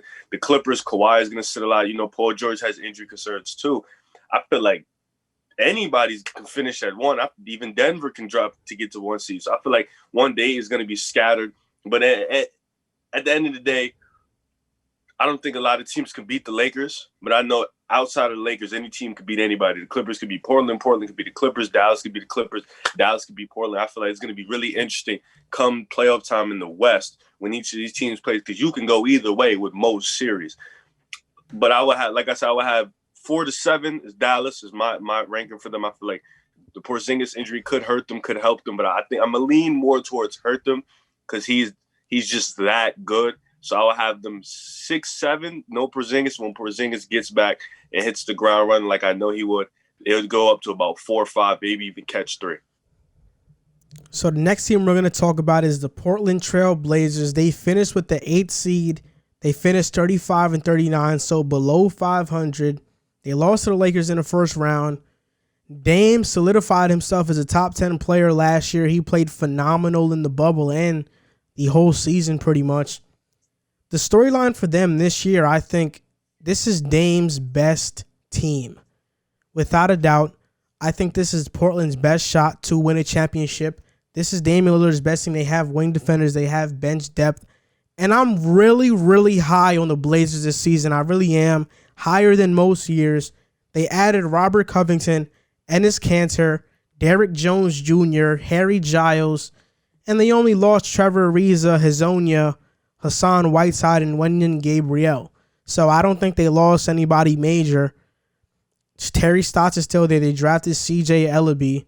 And I mean, their lineup is ridiculously good. Dame, CJ, Covington, Melo, Nurkic. That can be the starting lineup, but I can also see them moving Covington to the 4, starting Rodney Hood or Gary Trent or Derrick Jones Jr., and having Carmelo come off the bench as your 6th man with Enes Kanter. No, he said he's coming off the bench. Yeah, and Anthony Simons. So, yeah, I mean, their bench is going to be one of the best benches in the league. When you got guys on your bench like Anthony Simons, Gary Trent, Rodney Hood, Kanter, Zach Collins, I mean, this team is ridiculously good and deep, and I think it's going to be one of the better Western Conference teams in the year this year, and I'm pretty sure they're a lock to make the playoffs.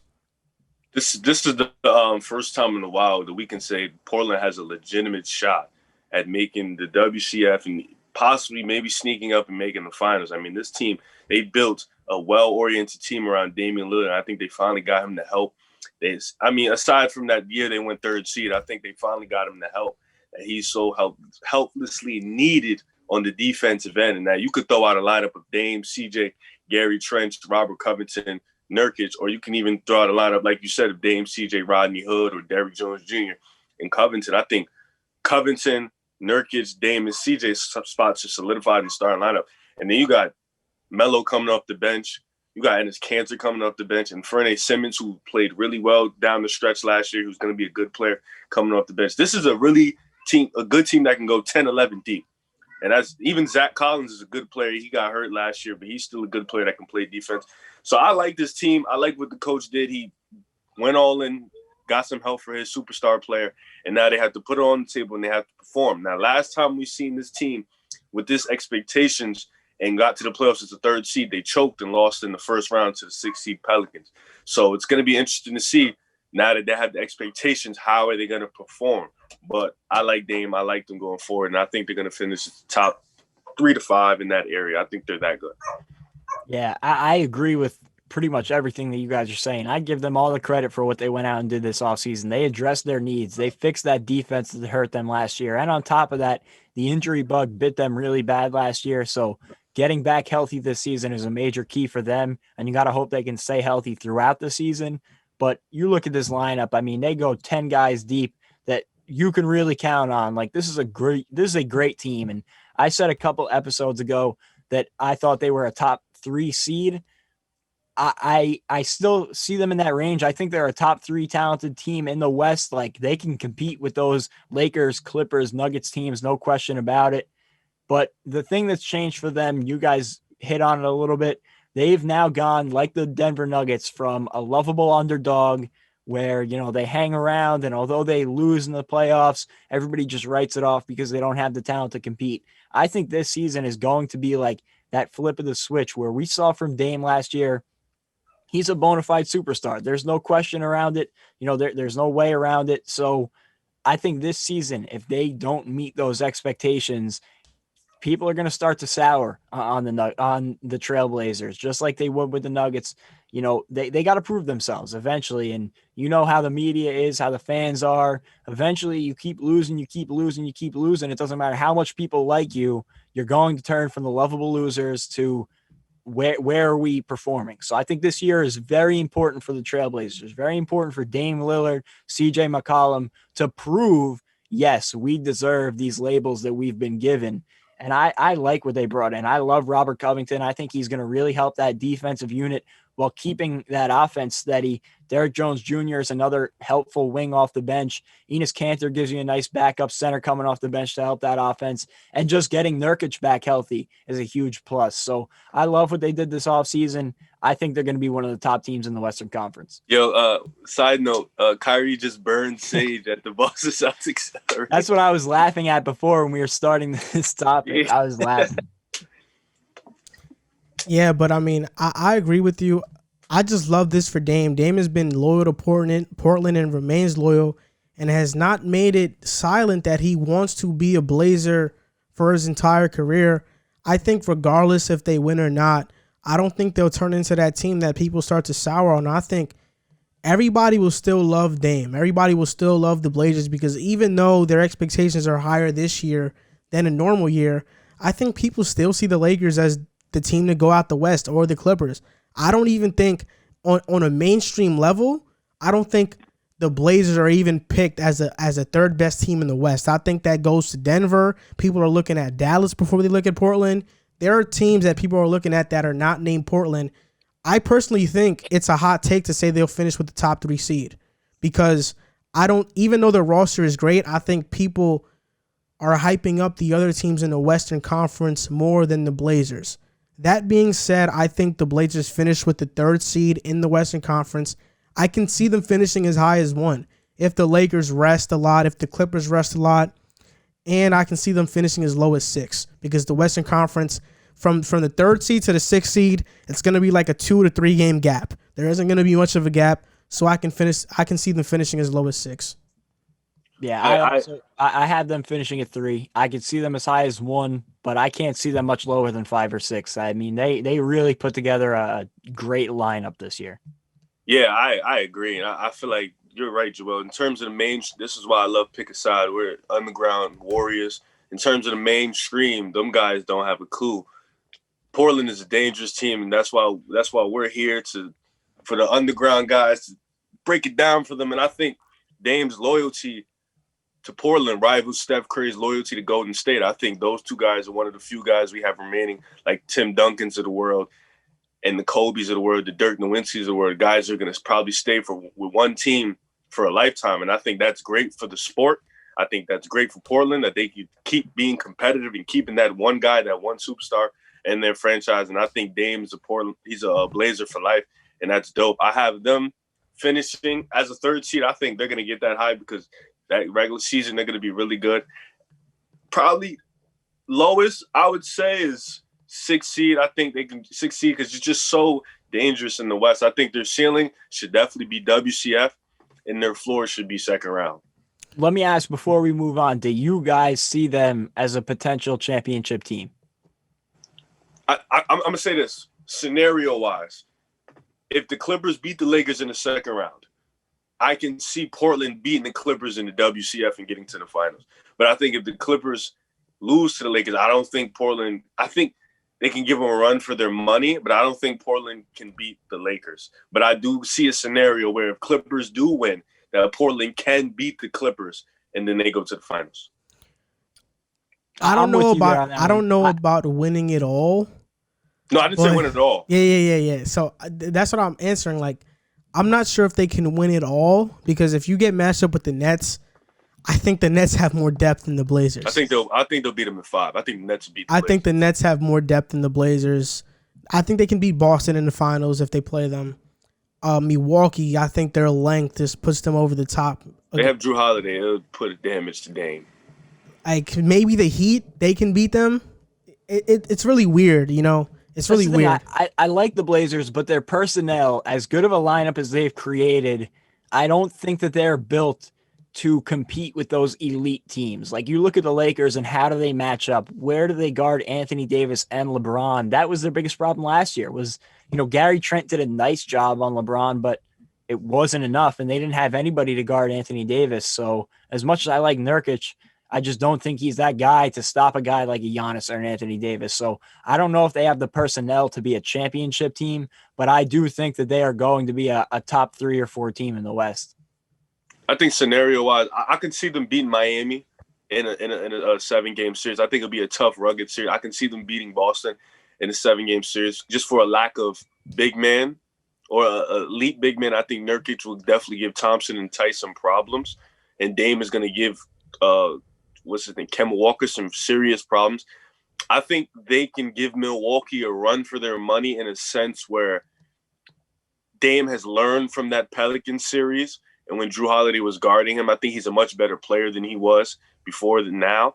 So I think they'll definitely – and they have wings that they can throw at anybody. So I think they're going to make that series competitive. But like I said, the scenario, if the Clippers do beat the Lakers before they see the Lakers, I can see Portland get into the finals. So to summarize that, I think we can all agree, like just to give it easy language, I think they could be a championship team with help, but they are not a championship team that controls their own championship destiny. To an extent, yeah. Yeah, I guess along those lines, yeah. So the next team we're going to talk about is a team that was in the play-in against the Blazers and lost, the Memphis Grizzlies. They were the 9th seed. They finished 34-39, so the same record as the next team we're going to talk about, which is the Suns. And I think the Grizzlies this year, it's a big year for Ja. Big year for Ja Moran, coming off a great, sensational Rookie of the Year award season. People are looking at him to take another leap. So if he takes that leap, can they be a playoff team? Can they not be? The question is up in the air.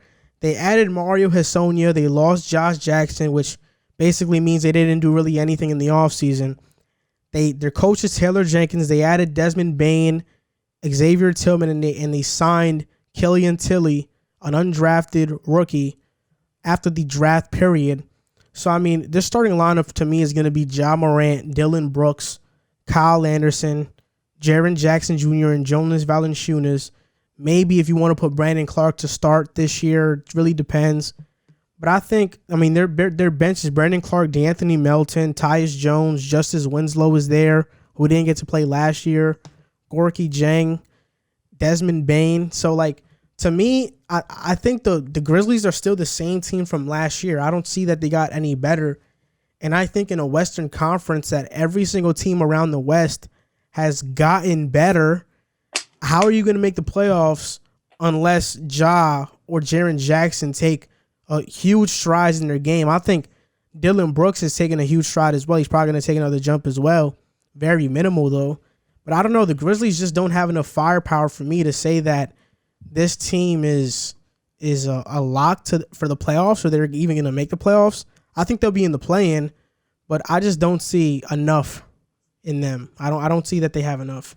And to piggyback off what you said, I agree. I think this team is reliant on Ja Morant and Ja Jackson's leap into next season, their sophomore and junior leaps. I think Ja Jackson made a big leap in his sophomore campaign. He showed it.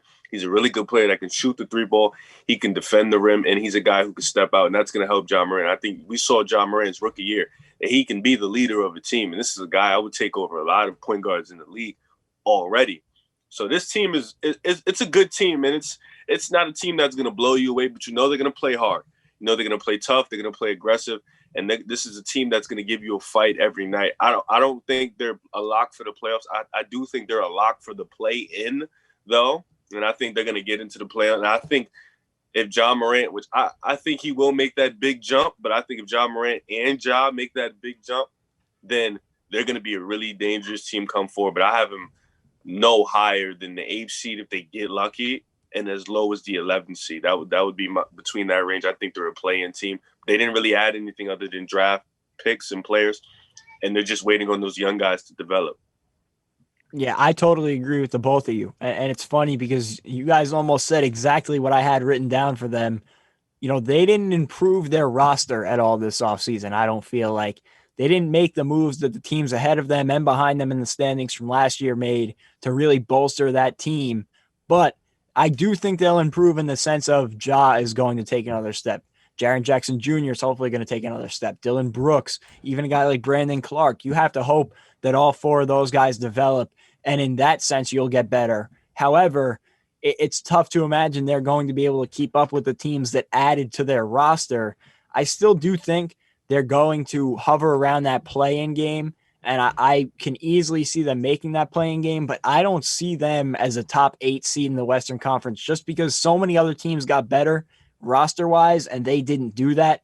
So I think they'll take a slight step back only because everyone around them took a step forward. Yeah, I agree with that. And also something that people are not talking about, Jaren Jackson has not been the most durable player to start his career. So if he gets hurt, kind of like last year where they were the front runners, once he got hurt, you knew it was pretty much over. And, can Desmond Bane develop into a starting 3? I think he can. Kyle Anderson is their best small forward right now. He can't really shoot like that. So if Desmond Bane can develop and they got a steal in him, then maybe he can take that role because Desmond Bane is probably the first or second best shooter coming out of this draft. It's between him and Nesmith in Boston. So it really just depends. I mean, I would love for the Grizzlies to make the playoffs just because of how young they are. They'd be an exciting team. But I just don't see that they're better than teams like Phoenix, than teams like Portland, and even to an extent Minnesota, who got better, who now they're finally going to have D'Lo, Cat, Rubio, Jared Culver there, Anthony Edwards, Malik Beasley. I think they're kind of in the same ballpark as the Timberwolves, to be honest. So I don't know. I really don't see the Grizzlies making the playoffs this season. My projection for them is the 9th seed where they finished last year. And I think they can finish as high as 7 if everything goes right. But I can also see them finishing as low as 11 or 12. Yeah, I have them finishing at 11. I agree with you. I just don't see them as a playoff team just because they didn't improve. But I could see them sneaking into that 8th spot if Ja has a very good second year and takes that huge step and maybe gets himself into like an all-NBA type conversation. But I have them at 11, just missing that playing game.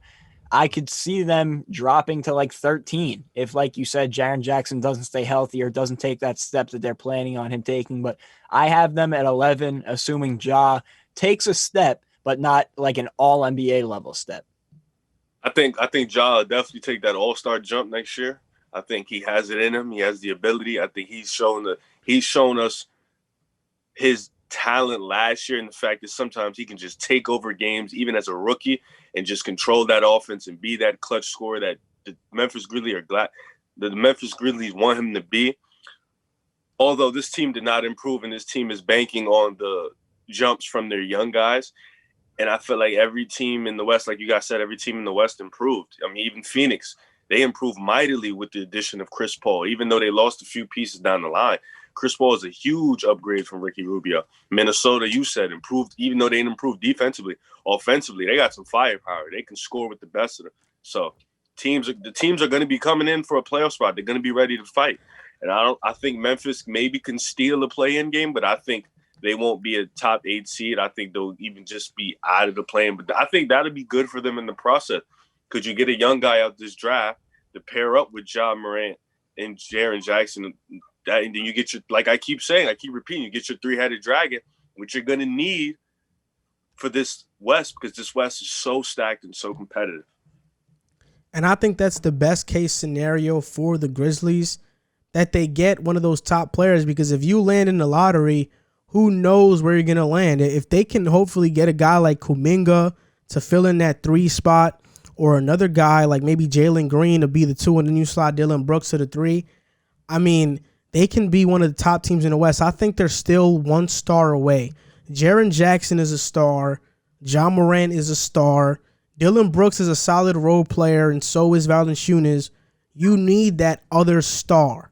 And not just a star, but like a guy that can be a superstar. That's what the Grizzlies need in order to compete long term in the West. I'll say, I think Ja can be that superstar, but you do need another star alongside him, especially because I think point guard stars are some of the hardest to win with. I mean, you see it with Kyrie, with even Steph Curry without Klay Thompson, healthy, and Draymond healthy. It's not the same team. And I think we'll see that this year. We'll get to the Warriors. You look at the Trailblazers with Dame Lillard, like the Clippers back when they had Chris Paul, even elite point guard talent is harder to win with than like elite wing talent, in my opinion. So I think they do need to find a very good second option in this draft. And there are options. So I think landing in the lottery could be the best thing for them. Outside of the Curry comment, I agree with you. Yeah, I was just about to say that. Well, we're going to see it this year. I agree to disagree. I feel like Steph Curry was the best player on the 2015 championship team, and as a point guard, being the best player in the championship team. Although I would say Ja Morant has this it factor for being a superstar. I think if you get another superstar / all-star wing or guard like what Klay Thompson was, then you will be a formidable guy, and you can build sort of a Steph, Klay, Draymond type thing in a sense with your Iggy and Dylan Brooks or Jonas Valanciunas. I feel like that's the blueprint for a lot of guys, the Golden State way, the draft the right way, and eventually they become that guy. And I think Memphis is on the right path, getting your point guard for the future, getting your big for the future, and got a couple role players. Dylan Brooks is still young. He's still good. Jonas Valanciunas, I don't think he's old. He's like 27, 28. So he isn't old. So keep that around, get that guy in this draft or even next year's draft, and then you start to become that. I feel like this Grizzlies team is going to be better than the grit and grind era because we know Marc Gasol wasn't a superstar. Zebo wasn't a superstar. Mike Conley, they was just a bunch of really great players on the same team. So I like the direction they're going in, even if they don't make the playoffs. And that's what I meant more by the Warriors comment was like, even in 2015, they surrounded him really well with talent. Like elite point guard superstars need to be surrounded with talent more than a wing superstar, in my opinion. So it's going to take more work from the Grizzlies to surround a guy like Ja. Yeah, I get that. I mean, I think outside of like LeBron, every wing talent has been surrounded. Like KD, Westbrook, Harden, Ibaka, You said, oh yeah. Outside of like LeBron, everybody has been like we're not talking about LeBron, every player has had to be surrounded with a lot. I just don't agree with the Steph comment because I think he plays off the ball so much that he's an anomaly. Like Ja and other point guards, they dominate the ball for most of the game, and that's why it's so hard because they're usually gassed in the fourth. So you would say dominant. Ball dominant point guards, it's hard to win with. Like for me, we're also forgetting they have Brandon Clark. Like Memphis has been extremely good in the draft. Jaren Jackson, people were talking about him when he got drafted. He went a little bit too high because he was a raw prospect. You drafted Jackson. Ja was kind of a easy pick. Then you draft Brandon Clark, and now Desmond Bane, who looks like he can be a very good pro. So they've shown that they can draft well. And in this loaded draft, they could possibly do the same thing again. I agree. I think they're well on the way. And although this might be a bit of a down year compared to last year where they were competing for a playoff spot, it might be the best thing for them to take a step back, and they're headed in the right direction. We talked about it a lot at the bottom of the East. I didn't think a lot of those teams had a sense of direction. The Grizzlies have a very clear sense of direction, and they've done a great job the past few years rebuilding from the grit and grind teams. So the next team we're going to talk about is the Phoenix Suns. The Phoenix Suns finished 34-39 with the 10th seed last season. And I think it's safe to say that this season is different from different years from the Suns in that this year they have high expectations. Chris Paul is now in Phoenix. They lost Rubio and Oubre and Aaron Baines, but they gained Chris Paul, Jay Crowder, and Etuan Moore. I personally feel like everybody is expecting them to make the playoffs, and the only thing that can stop them from making the playoffs is if Chris Paul gets hurt, which is possible because he is injury prone. But everything going right, I think the Suns are going to be a dangerous team in the West. I'm not as high as everybody else in them. I think they definitely have a shot to make the play, and I don't think they have a shot to make the playoffs just off the simple fact of the 8 teams we named before, plus the Warriors are on their way. So I'm not too high on them. I think they're definitely a shot for a play, and just because Chris Paul's impact is so, like, it's that dangerous. I think Devin Booker is going to take another step. I think he's a great player. He showed a lot in the bubble.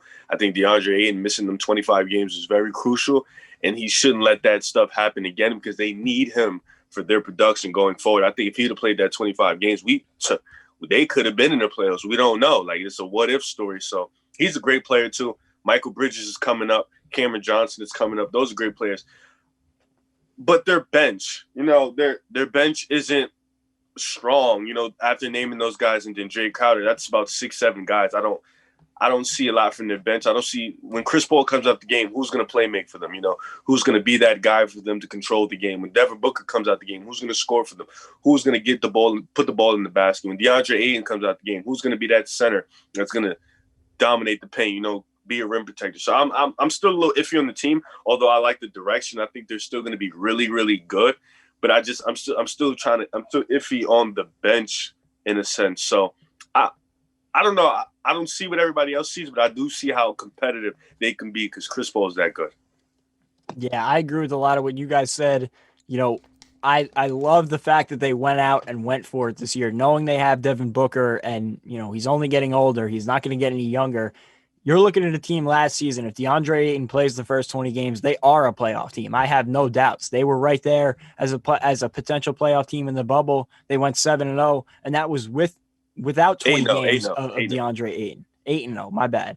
So if they had him for those first 20 games, there's no doubt in my mind they were a playoff team last year. So adding him for hopefully an entire season, bringing in Chris Paul, who beyond just him as a point guard, bringing in that leadership, and you look at how well Ricky Rubio played with them last year. Chris Paul is just going to do that at a better level. He's elite at what Ricky Rubio was doing for them last year. So you're just creating more opportunities for Devin Booker, and it's going to come down to, can Devin Booker do what he's been doing with the spotlight on him? He can score 70 points when they're losing by 10 to the Celtics, but can he do it when they're actually a good playoff team? I think he can. You guys mentioned bench depth. It's a problem, but I do like Mikal, depending on what starting lineup they run with. They have some nice pieces. So you're looking at guys like Cam Johnson, Saric, Mikal Bridges, Jay Crowder are going to compete for those wing spots. And then the point guard spot is the one that's concerning from the bench. So it's going to be Cameron Payne or Javon Carter. I like Javon Carter. I think he's a dog. He's a great defensive point guard. So in those, whatever minutes you need or nights that Chris Paul might take off, I do think that Cam Payne, Javon Carter combination can hold you over. It's not the best option, but I think it can be okay enough to hold them over, especially with a guy like Devin Booker at the 2. So I feel really good about this Suns team. I mean, I feel great about them, and I'm glad that you said it. I thought you were about to say that you're not sure that Devin Booker can do it. I'm 100% sure that Devin Booker can score even if they're winning. He's a star player. I agree. I think their lineup would be Chris Paul, Devin Booker, Mikal Bridges, Jay Crowder, and DeAndre Ayton. That gives them the most defensive versatility, coupled in with shooting. And I like Cameron Payne. He brings swagger to the team. Javon Carter, you mentioned that he's a good defensive point guard. He's a great shooter. He can space the floor. He's a great shooter. Cameron Johnson off the bench, Dario Saric, even Jalen Smith that they drafted in the draft. They I think they also have Langston Galloway. I don't think they have him anymore, but Langston Galloway is pretty good with the Knicks. I remember him. Like in the draft, I wish the Suns would have drafted Halliburton instead, because I think that he would have been the point guard of the future, which is what the Suns kind of need. Because right now, this is like getting Chris Paul was a very short-sighted move. This was a move to get Booker a taste in the playoffs. But what's going to happen when Chris Paul grows older and ultimately retires or leaves Phoenix in a year or two? Well, like in 2 years, you need a point guard. And I feel like that's why Tyrese Halliburton should have been that guy they drafted this season so he can learn under Chris Paul and become a star point guard for them. Because I think, like, not to make a comparison to a former Suns player, which I'm about to do, but Tyrese Halliburton reminds me of a guy who could turn into this guy. What's the guy that played with Charles Barkley in like the 90s? Kevin Johnson. Kevin Johnson. He reminds me. Kevin Johnson kind of played. He was kind of like the Chris Paul before Chris Paul. Yeah, like I think Kevin Johnson would have been a perfect fit. Tyrese Halliburton can turn into like a Kevin Johnson type of player. So if he's under the right tutelage, and I think Phoenix would have been the great place. But I mean, I think Phoenix, they have high expectations. They'll live up to it. In my opinion, they will. I see them finishing with the 6th seed in the Western Conference. I can see them as high as 4 and as low as 8. Oh, okay.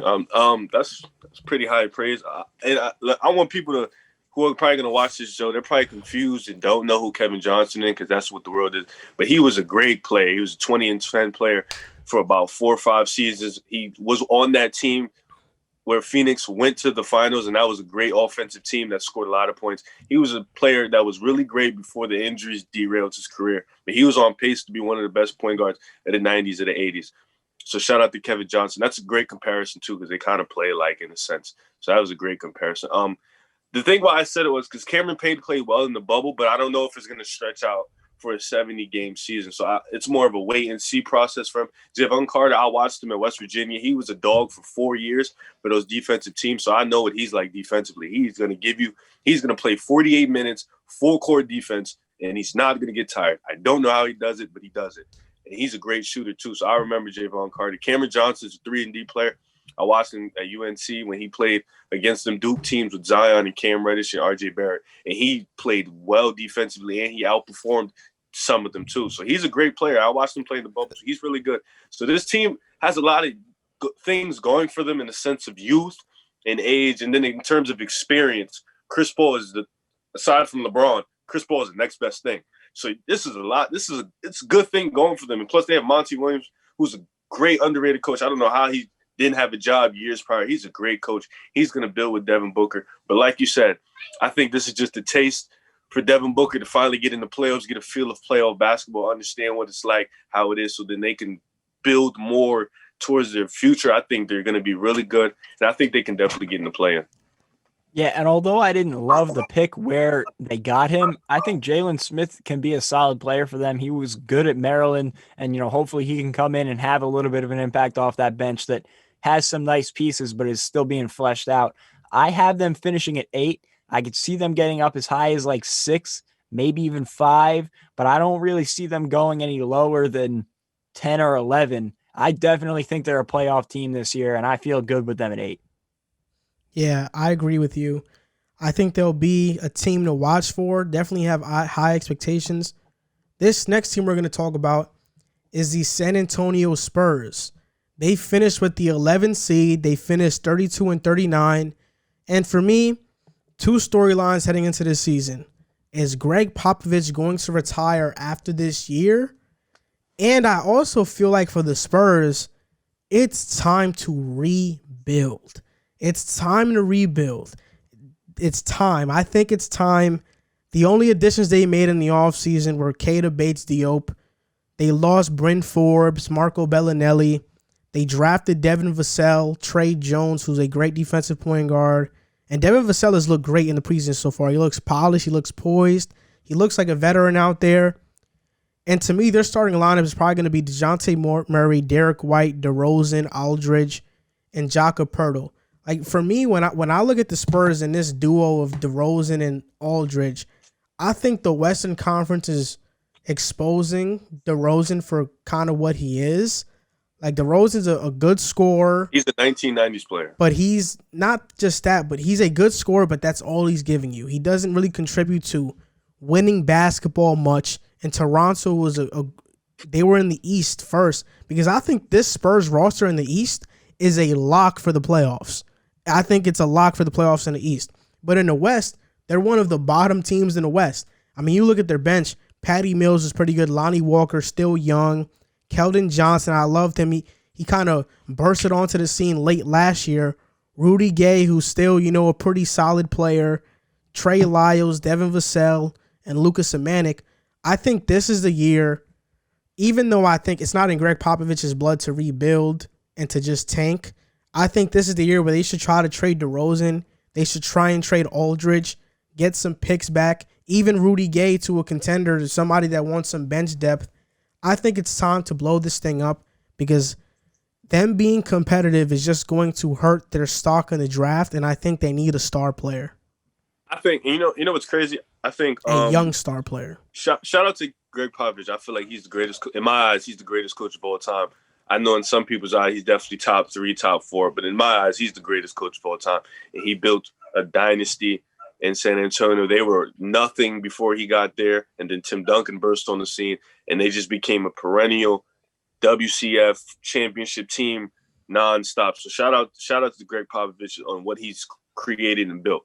Now, I feel like they started the process in a sense, not re-signing DeMar DeRozan, not re-signing LaMarcus Aldridge, not picking up anybody, just picking up draft picks. I think they kind of already started the process. We're going to slowly see it in the sense of them letting, even if they don't trade him, letting DeMar walk, letting Aldridge walk, because I think DeJounte Murray's a great young talent.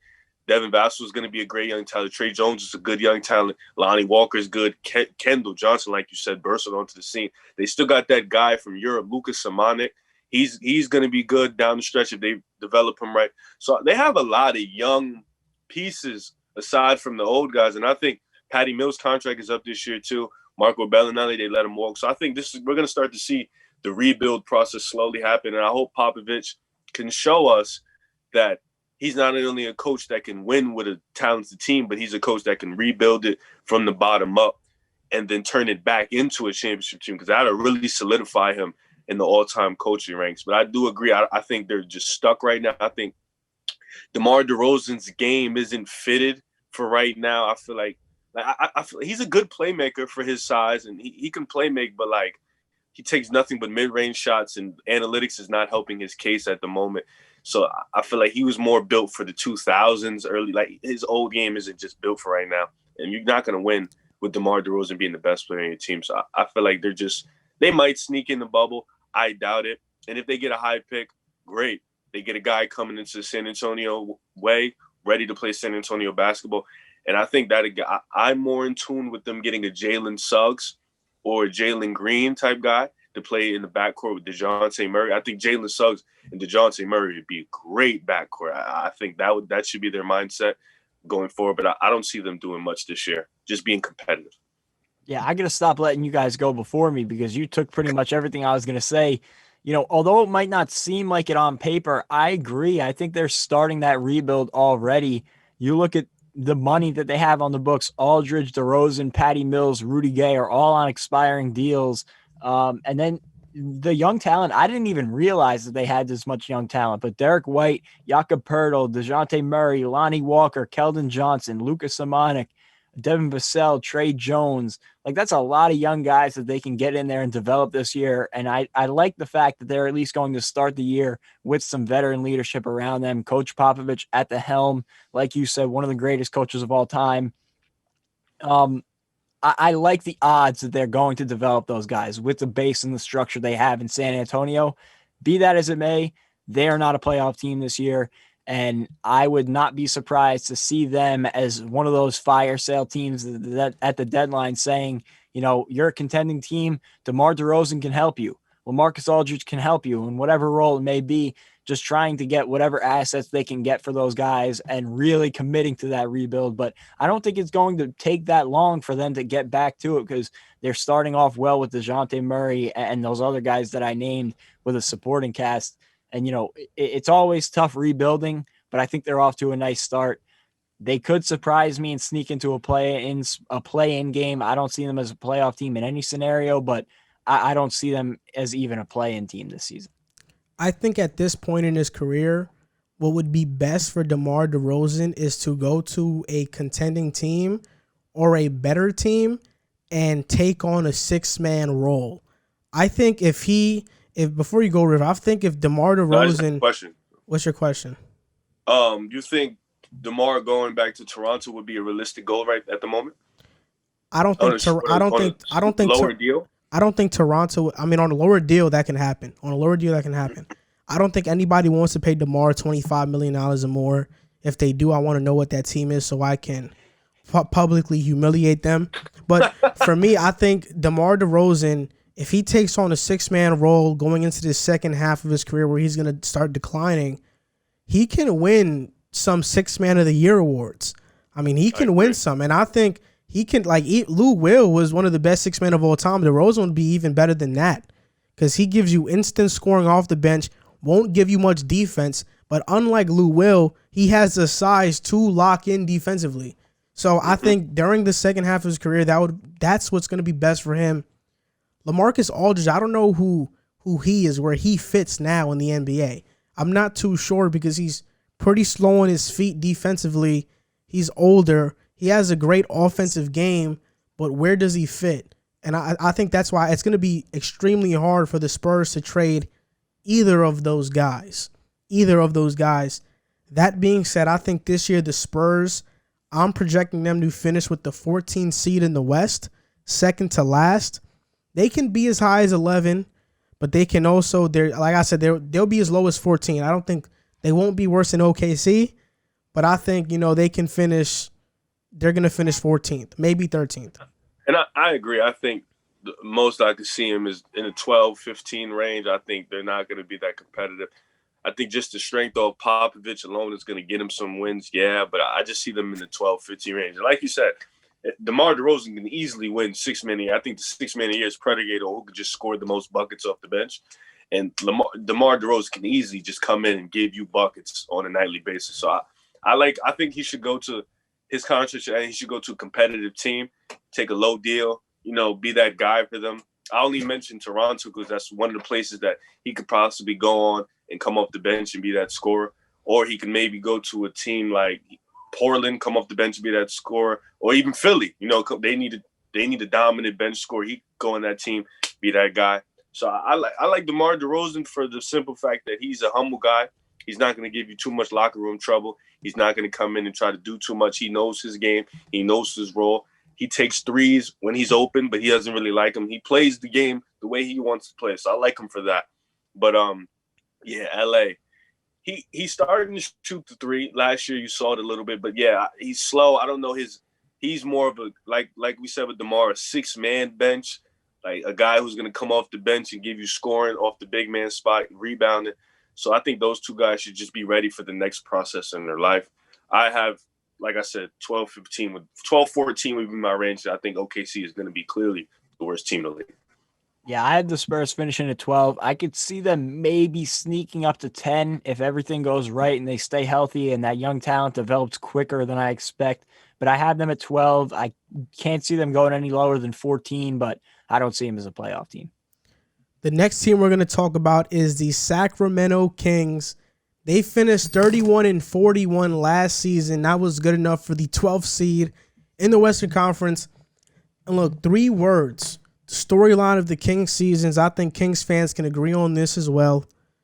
Fire Luke Walton. He's not a good head coach. He basically he handled the Buddy Hield and Bogdanovich situation last year horribly, and they added Hassan Whiteside, which puts Bagley at the 4 now in his more natural spot. Now they have a better center than Raquan Holmes to start at the 5. They lost Harry Giles, Kent Bazemore, Bogdanovich, Yogi Ferrell. Their coach, Luke Walton. They drafted Tyrese Halliburton, Robert Woodard, and Jameis Ramsey. I think Tyrese Halliburton for that pick, nobody expected him to slide there. But I think they were better options that fit their team than Halliburton. You already have a max player in De'Aaron Fox. You have Buddy Hield for the future. You have 2 guards that are solidified in your lineup. I think Tyrese Halliburton was more of a luxury. They should have went with a guy like Devin Vassell. I think Devin Vassell went to San Antonio after, right? I'm pretty sure. Mm-hmm. What pick? They could have picked Devin Vassell, right? Yeah. I think Devin Vassell would have been perfect because Harrison Barnes, I think, is on an expiring deal. So he could have filled in that 3 spot and been their 4 to the future. So, yeah, I mean, I'm not sure what direction the Kings are heading in. They have some good pieces like Fox, Hield, Bagley. But outside of that, and Halliburton is one of them, but outside of that, it's like, I don't know. This team is made up of young guys and also expiring contracts and veterans. It's kind of a weird mix. Yeah, But they'll go. I agree with you. Their direction is strange. I think they brought in a very weird group and they didn't have a sense of direction for the past few years. And now they've brought in some new leadership that have started to, essentially flip the franchise on its head. Monty McNair is the guy who came in as general manager and has really shook things up. And really, the only guys that are left are Marvin Bagley and De'Aaron Fox as and Buddy Hield. But I think his time is going to be up this season. I think he'll be shipped out by the deadline. And Marvin Bagley coming off an injury, if he doesn't start to perform this season, I wouldn't be surprised if he was next. I like the move to extend De'Aaron Fox and make him like their guy of the future to build around, but I just see them on the outside looking in. I don't see any situation that they're really a threat this year in the Western Conference. Like the Spurs, maybe they could sneak into a play-in game, but I don't see that. I just think they need to hit the reset button. I like a couple of the moves they made this offseason. Like they got good value for Halliburton where they got him, and I like Woodard. So it's going to be a strange couple of years here for the Kings because I just don't see any direction from them. Yeah, I agree. I think they have a great player at the point guard spot. I think that's their point guard for the future. I like De'Aaron Fox. He's a really good player. He can play defense. That jump shot is getting up there. He's a speedy guard. I like him. He's a competitor. Marvin Bagley hasn't lived up to the top 5 pick that he's been picked, but he still has time and he still has potential. Buddy Hield has been struggles with him in the front office, but he's still a really good player that's going to give you that shooting off the bench that you need. They lost Bogdanovich to He's gonna start. Oh, okay. So they lost Bogdanovich to the free agency to the Hawks, and bringing in Tyrese Halliburton was a weird sequence because he's a point guard and De'Aaron Fox is a point guard. I feel like you said, they should have went with a Devin Vassell or just another guy that fills that 2-3 void because Harrison Barnes will be gone. Jabari Parker, I don't think he's there no more. He's there. He's still there. So that's not a guy you want to bank on for your future. But this team, I don't see much in this team. I don't see them going far. I don't see them making a strong push. I mean, I know we thought they were going to make a strong push last year when they got invited to the bubble, but I just don't see much improvement from this team in the offseason to say, oh, this is the team I'm excited for. I think they're going to be fighting for a top 5, top 6 pick. I think that's good for them because now they can target a wing to take the void of Harrison Barnes, or they can target a big man to pair with Bagley. I don't know what they have him at the center or the power forward. I don't know what his initial position is going to be moving forward, but they should definitely think about him moving forward if he's the right guy, because maybe Evan Mobley could be the guy going forward. He shot up draft boards as being the top 2 pick, so maybe that could be the guy you go with and you let Bagley walk. But this is a team that's definitely confused about what they want to do, so I have them pretty low on my standings. Yeah, like their starting lineup is De'Aaron Fox, Buddy Hield, Harrison Barnes, Bagley, and it's either going to be Raquan Holmes starting at the 5 or Hassan Whiteside. And then off the bench, you have Halliburton, Glenn Robinson, and Bielitsa, Corey Joseph, Frank Kaminsky, Jabari Parker, Kyle Guy, who hit a game winner in the preseason against the Lakers. I'm pretty sure it was against the Lakers.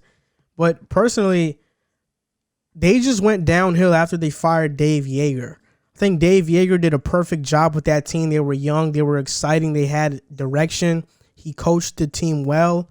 They wanted to go with Luke Walton based off of his Golden State resume. I mean, what other guys has eaten more off of a really ridiculous and not impressive resume? You went undefeated with the Warriors team that, quite frankly, a kindergartner could have went undefeated with. They don't need any plays to be successful. They were an all-star juggernaut team. You got the Lakers job because of your job there. You did bad with the Lakers. You mismanaged their young players. And then Sacramento brings you in to do the same thing. It's just ridiculous. I think the only way that the Kings get better is by firing Luke Walton. This season, I'm projecting them to finish with the 13th seed. I can see them as high as 11 if everything goes right, but I can see them being as low as 14. I agree. I have them finishing at 14. I could see them getting up to 11. I could also see them finishing 15. And I also think the biggest win that they can get this season would be firing Luke Walton. I also agree. I think he's a really bad coach. I think he's not the coach that they want to go with moving forward. And I think I have him, like I said, 13th to 12th to 15th would be my range. 13th, I'm going to lean with more, and I think they should definitely be shooting for one of those guys in the draft. A Jonathan Kuminga, a Evan Mobley, those should definitely, even a Terrence Clark, those should be the guys that they should definitely be looking forward to. They should even try and trade Bagley for a pick if they feel like he's not the one. Get Harrison Barnes off the books for maybe a second rounder or a late first rounder. You know, try to get some draft capital and get ready for this next year's draft. You got your point guard, De'Aaron Fox, Tyrese Halliburton. Let's see what he can do. Maybe he can slide in at the 2. Buddy Hield's under contract, but he's still a really, really good player. Maybe you can trade him and get him off the books onto a winning team for some draft picks. You never know. But you need to build around De'Aaron Fox, and that's just what it is. And I think Luke Walton is not the answer for them, and I think Vlade Divac is not the answer for them also. I think they should think about getting him out of there too. But, yeah, 12th to 15th would be my range, leaning more towards 13th. In my opinion, I'm actually higher on Marvin Bagley than you guys are. I think Marvin Bagley can be a really good player in this league, and I don't think they're even thinking about shipping him out anytime soon. I would like to see him at the 4 rather than the 5. I think he's a much more natural 4 than a 5. So this season with Whiteside coming in will be a more true evaluation of what he is. So the next team we're going to talk about is the New Orleans Pelicans, the 13th seed. They finished 30-42. And a lot of excitement for this team this season. I think the main storyline for them. I'm going to use the bathroom real quick. Yeah, I think the main storyline for their team this season is, can Zion Williamson stay healthy? He's been injured so far. I mean, he was injured all last year. He wasn't injured, but they were really being cautious with him in his rookie season. He looks like he's going to stay healthy this year. He looks built in training camp. He looks fit. He looks good to go. JJ Redick has talked about it on his podcast. And I think this is one of the biggest mysteries in the NBA right now. Though when you talk about this team, because yes, they still have JJ, Brandon Ingram, Jackson Hayes. They added Steven Adams, Eric Bledsoe's there, Alonzo's still there. So I think everybody's kind of wondering what they're going to be. I'm fascinated by the Pelicans. You mentioned that they're one of the most interesting cases in the league. They're like one of those test tube teams where you just don't know what you're going to get out of them. But I'm high on them. I think after that Anthony Davis deal and winning that lottery, yeah, that set them up as best as you possibly could have been set up, losing a superstar. And now you go out and you get Steven Adams and you swap Drew Holiday for Bledsoe and a pick. Multiple picks, I should say. I think they're ready to go for it. And I mean go for it in a sense of be a playoff team and really start to develop yourself as a contender. And if Zion stays healthy, I think that their floor is a playing game. I don't see this team missing the playoffs in any scenario if Zion Williamson is healthy, because like you mentioned, in limited minutes last year, he was pretty dominant. And I get it. It's a small sample size, but we saw it in college. We saw it in high school. Every step of the way, he's exceeded expectations, and people didn't think he can do it in the NBA. He showed me last year in, what was it, a 20-game sample size, that he can perform at the NBA level. And so if he can stay healthy and stay on the floor, the Pelicans are no doubt in my mind a playoff team. You know, before you go, Riv, when talking about Zion, I think that he's more Blake Griffin impact as a number 1 overall pick than LeBron, you know, because I think Zion early in his career, he's going to have these flashes of dominance like Blake had when he was with the Clippers early on. But as his career goes, as we go further into his career, he's going to start to lose a lot of his shine that made him so dominant. Because I don't see Zion as a traditional forward in terms of handling the ball and getting to the rack and being a playmaker. I see more of a Blake Griffin, Barkley, pick and roll, post-ups, a guy like that. You're muted, Riv. Yeah, he's muted. He doesn't even know. Yeah, I agree. And shout out to Blake Griffin. He was really great for a portion of his career before the injury started hitting him. The Pelicans have a good one. They have a really good one right here. They picked Zion Williamson. I think that Anthony Davis trade was the best thing that could have happened to him because it lined them up for them to get Zion Williamson. He can be a superstar. And I think injuries aside, gets his body right, he can be a superstar. Him and Moran, the two guys, they can be the superstars in this league of that draft, and he can be a superstar in this league. He can carry that franchise. The pieces around him, I feel like, have to be solid because he's not a guy who's going to go out, go get a bucket with his handles. No, he's more of, like you said, Charles Barkley, Blake Griffin-esque, pick and roll, a guy who's going to cut. You got to get him. Sometimes you're going to get him in a post-up with a mismatch. He's just going to spin off and dunk. So it's going to be interesting. And the pieces around him right now aren't shooters in terms of the guards. Bledsoe isn't a shooter. Lonzo Ball, I wouldn't really call a shooter. He can hit the shot, but I wouldn't really call him a shooter. JJ Redick is still there, but he's a guy a point guard has to set up in a sense. There's small forward. I'm not Blake Griffin. I mean, Brandon Ingram, he's great, but I want to see him. I want to see them win and he still be that great. And he did a lot of his damage when Zion wasn't playing. So it's going to be interesting to see Steven Adams. I want to see how that's going to fit in a sense. The logjam down there with Zion and Steven Adams on the same court. But all in all, this team is still impressive. I still believe in Nickeil Alexander-Walker. I think he's going to be a really good player. Josh Hart is a really good player. Nicole Melli is a guy who could spot out. He could take the 3-ball. He's a good player too. So, and Kira Lewis Jr., who's an underrated draft pick, he's good too. He can play. So this team is really good. I have them shooting for a play-in spot, and I think they're gonna surprise a lot of people. And I think if Zion is healthy throughout the year, they can maybe shoot for an 8th seed. So who they added? They added Eric Bledsoe, Steven Adams, Hernan Gomez, Wenyen Gabriel. They lost Drew Holiday, Darius Miller, Jahlil Okafor, Derek Favors, and Etuan Moore. I mean, for me, when I look at this Pelicans team, I don't know why they kept Bledsoe. I think they should have kept George Hill instead. I think George Hill fits Zion better. He can shoot 44% from the 3. And Bledsoe's more of a rhythm player. Like, he needs the ball in his hands, and it's kind of weird. Is he going to come off the bench? Is he going to start? I know right now ESPN is projecting their starting lineup to be Lonzo at the 1 and Bledsoe at the 2. I think that's going to be horrible. Like, I'd put my starting lineup for the Pelicans would be Lonzo, JJ, Ingram, Williamson. JJ has to start. Yeah, and Steven Adams. And off the bench, they got a great bench if they would have Bledsoe, Kira Lewis, Josh Hart, Jackson Hayes, Nickeil Alexander-Walker, Nicolo Melli. Like, I like the Pelicans. The biggest question mark with them is, 1, is Zion going to stay healthy? And 2, how is Stan Van Gundy going to curate this offense? Is he going to do what he did in Detroit, which he wasn't that successful? Or is he going to do what he did in Orlando and kind of build this offense around Zion the same way he did around a prime Dwight? Is he going to try to play Zion as a prime Dwight? There's a big difference because Zion's like 6'6", 6'7". Dwight is 6'11". So, and also Zion isn't a traditional center back to the basket, so they're two different play styles.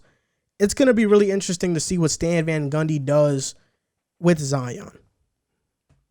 Yeah, I like the core that they've put around Zion. I think although they're a weird fit, I do think they can fit together. And I think Lonzo is going to take another step in his game this year.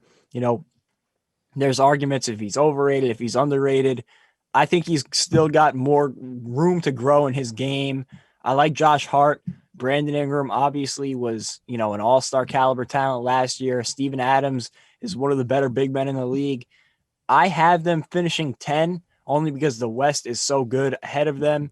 If Zion doesn't stay healthy all season long, I could see them dropping out of that spot maybe to like a 12 or 11. But I could see them, if everything goes right and they stay healthy, getting up to maybe a 7 or 8.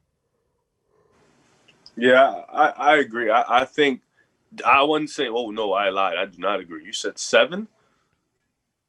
I don't know about 7. I can see on a lucky day them getting to 8 if Zion's healthy all year. I don't think they'll get to 7, though. I don't even know if they'll get 8. The West is just so loaded. I think they'll definitely be in the fight. From 5 to 10, they'll definitely be in the – no, I lied. From 8 to 10, they'll definitely be in the fight. But like I said, I don't know how this is going to fit with Zion and Steven Adams. And like you said, Joel, I agree exactly what you said. I don't know how Stan Van Gundy's going to – if he's going to go the Orlando route or if he's going to go the Detroit route. Now, with the Orlando route, like you said, Dwight was 6'11". He can jump out the roof also. So the height benefited him, and he was also really athletic. And I feel like his defensive IQ is much, much higher than Zion's in a sense. So it's going to be tough because in the West, he's going to play Anthony Davis, Nikola Jokic. So he's going to play some bigs, Jusuf Nurkic. So he's going to play a lot of guys. So it's going to be interesting to see this team work and to see how the spacing is going to be and how the young guys are going to develop. But yeah, I got this team fighting for a play-in. I'll probably have them in between 8 and 11th. 8 if they're really, really lucky. Yeah, I mean, and Dwight was also an elite defender. Zion has pigeon feet. He's not very good defensively. He's an elite ball defender. And it's not a knock on him. It's just he's not a very good defensive player. He can't move his feet that well laterally. I mean, what I think about it, I think it kind of sucks in how hyped up Zion has become, because what hyped him up is not his personality. Like, he doesn't have an eccentric personality. He's very humble, very to himself, very calm. He's very mellow. He's not like a LeVar Ball who hyped up LaMelo and Lonzo. Nobody did that for Zion. It was all his highlights and media. So there are these kind of unrealistic expectations on him. I think the Pelicans this year, they finished with the 12th seed in the West. I can see them finishing as high as 8 and as low as 13. But I think this team is going to be a really weird fit, and we have to bank on Zion's health. So the next team we're going to talk about is... What number are we on? 14. Really? 2 teams left. Yeah, 2 teams left. Timberwolves and the Warriors. So longer? Yesterday felt so much longer. So next team we're going to talk about is the Minnesota Timberwolves, the 14th seed last year. They finished 19-45, and I'm very excited to talk about the Minnesota Timberwolves. To me, I think they're going to have the most exciting offense in the Western Conference. Must-see TV. It's debatable whether they're the most exciting offense, but I think they're must-see TV for me. I mean, they drafted Anthony Edwards with the first overall pick. Ricky Rubio got traded there. They lost James Johnson. David Saunders is the coach. They also got Jaden McDaniels in the trade.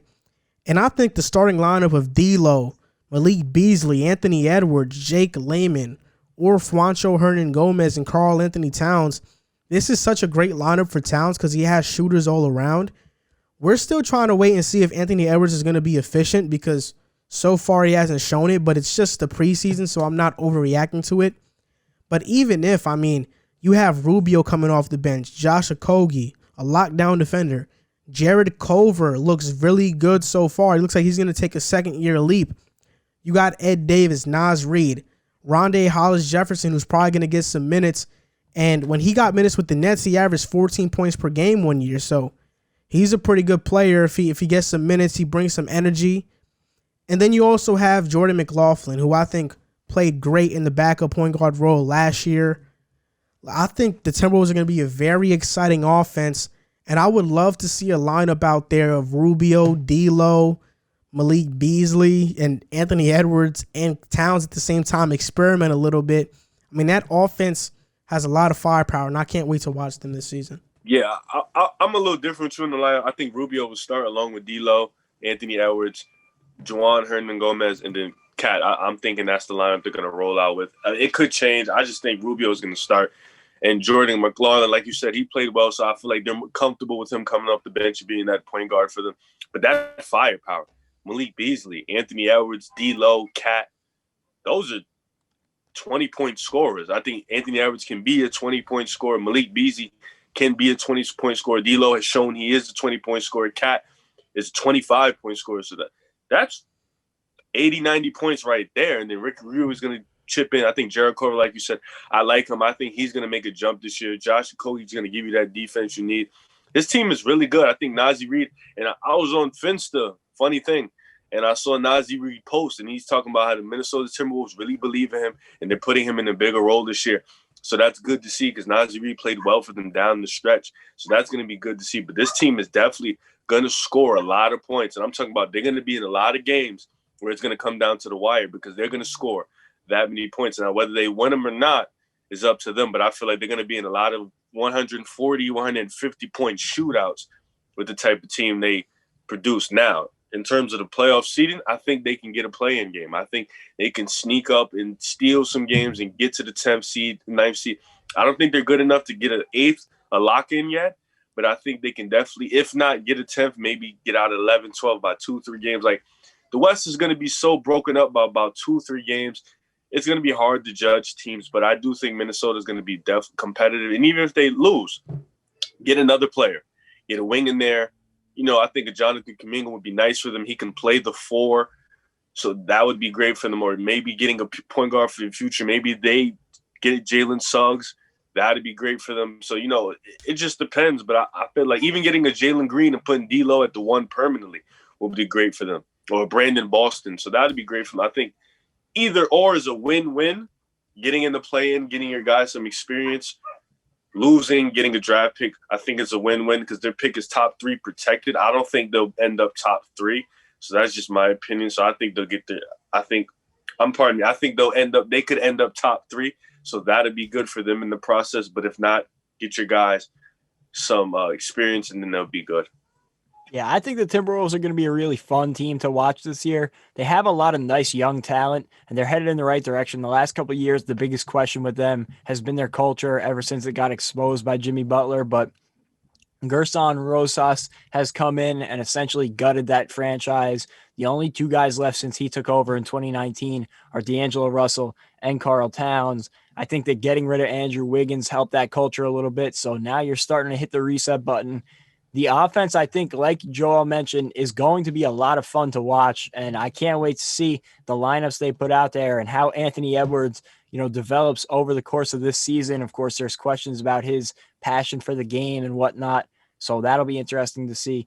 The defense is definitely going to be a liability, and I think this year they're going to be on the outside looking in, which is, like Riv said, a good thing because this is a very good draft to be a lottery team in. You want to have a chance to get one of these top guys from this year's draft.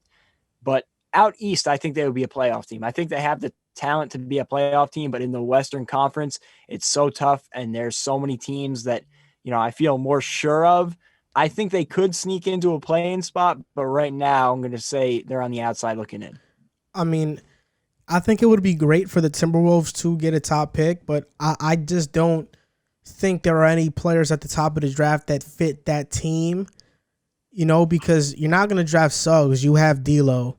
Why draft Jalen Green if you have Edwards, who you just drafted with the first pick? Kuminga would be a fit. Brandon Boston would be a fit. Cade Cunningham, if you want to put him in at to play the 4, but he can still be like your ball handler, kind of like what Philly does with Ben Simmons. I don't think they'll get a top pick though. In my opinion, I think the Timberwolves are kind of stuck in a place because they're stuck in waiting on their young players to develop. Where you're hoping that Anthony Edwards is a superstar. You're hoping that Jared Culver is going to be a very solid role player with all-star potential. I've always believed in Malik Beasley, but we're just waiting to see how good is this duo of Towns and D'Lo are really going to be. What are they going to be? Because this can either end up really good for the Timberwolves or it can end up resetting their whole rebuild. And, it's really tricky. I think this year and the next year are kind of make and break for the Timberwolves. I love their offense this year, but what they need to do going into next offseason is surrounding this team with wing defenders that can shoot as well. I just don't think Hernan Gomez and Jake Layman starting at the 4 are going to cut it moving forward. They need another type of player. I think this year their projection for me, they'll finish with the 11th seed in the Western Conference. I can see them being as high as 8 and as low as 12 or even 13 if everything goes wrong, because we know Cat is in and out. He's hurt sometimes, so you never know. I mean, Cat is a historically great offensive big man, but how far can that take you? It's still to be seen. These young players have to develop, and the Timberwolves and Timberwolves fans are hoping that they do develop. And I agree with some of your points. I think Cade Cunningham would be solid for them because he can run the 1 through 4 essentially in this type of era of basketball. Brandon Boston, like you said, I think he could slide at the 3. But I also agree with the sense that it is a wait-and-see process, and I think they've been patient enough with the wait-and-see process. I think they're going to be patient this time because I feel like they really feel like they have something here, and I agree with them. I think they do have a lot of youth. You've seen it with D'Lo, turning it up, getting that Brooklyn Nets team. Jack was firsthand, getting that Brooklyn Nets team to the playoffs, showing what he could do. He's prime time. He's special, ice in his veins. And then we've seen Cat dominant offensive big man, 25 and 13. He's getting that jump shot up. He's almost at 40%. So that's incredible to see from a big man. And then, Anthony Edwards coming in, can he be a superstar? Even an all-star would benefit them, because he's a guy who showed in college that he can turn it up. You've seen that game against Michigan State where he just exploded for 25 points in the second half. So this is going to be interesting to see. Jared Culver, who took the Texas Tech to the national championship. You saw what he did in college. So it's really a wait and see process. And the beauty of it is they have young guys that are willing to work. They have a new culture. This is getting Andrew Wiggins out, like Jack said. I felt like expanding everything, getting Jimmy Butler out. Although he's a winner, I felt like he just wasn't going to be with them for the foreseeable future. So getting him out and realizing what you had was good. And now really paying Malik Beasley was good because now you got him locked in. You can see what he can be. And I think he can be really, really good. So this is a team that D-Lo, 24, Cat, 25. I think Malik Beasley is like 23. Anthony Edwards is 19, 20. So these are young guys. They aren't at their prime yet. So this is going to be interesting to see. But like you said, I have them sneaking in 11, 12, trying to get a play-in spot. I wouldn't be surprised if they get a play-in spot, though. I think that the Timberwolves are going to be fun this year. I'm not as high on them as you guys are. I have them finishing at 13. I could see them sneaking up to 10 and getting into that play-in spot, but I could also see things going wrong because we haven't had those culture questions really answered yet. We hope that things have turned around, but we don't have any sure answers on what they are as a franchise right now. So, if things don't go right, I could see them finishing at 14 or 15, but you have to hope that Anthony Edwards is that dude that you thought he was drafting him. And if that's the case, and, D'Angelo Russell and Karl Towns only played one game together last year. So we still got to see that fit, and throwing in Anthony Edwards, there's a lot of question marks. So, them finishing at 13 on my list is not an indictment of, who I think they are. I think they could be solid moving forward, but I think it's going to be another year before you really start to see them improve. Yeah, I agree. They're definitely going to be one of the most exciting offenses in the NBA. And regardless if they don't make the playoffs, like we've been saying, it's not such a bad thing in the Western Conference because this conference is loaded top to bottom. Outside of OKC, every team has a case to be in the play-in, to be honest. So the last team we're going to talk about, they finished with the 15th seed last year. The Golden State Warriors, their record was 15-50. And I think the storyline of their season is 3 words. Stop disrespecting Curry. That's it. That's coming from you. Wow. They added Kelly Oubre. Jeremy Lin just agreed to sign with them. Let's see if the Chinese Basketball League allows him to sign with the Warriors. You added in Brad Wanamaker, Kent Bazemore, and you just lost Kai Bowman and Dragon Bender, who aren't even losses.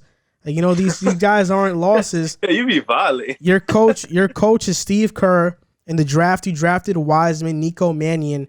For me, they have a great starting 5. Steph Curry, Wiggins, Oubre, Draymond, Wiseman. Wiseman has a nice stroke. He can shoot from outside.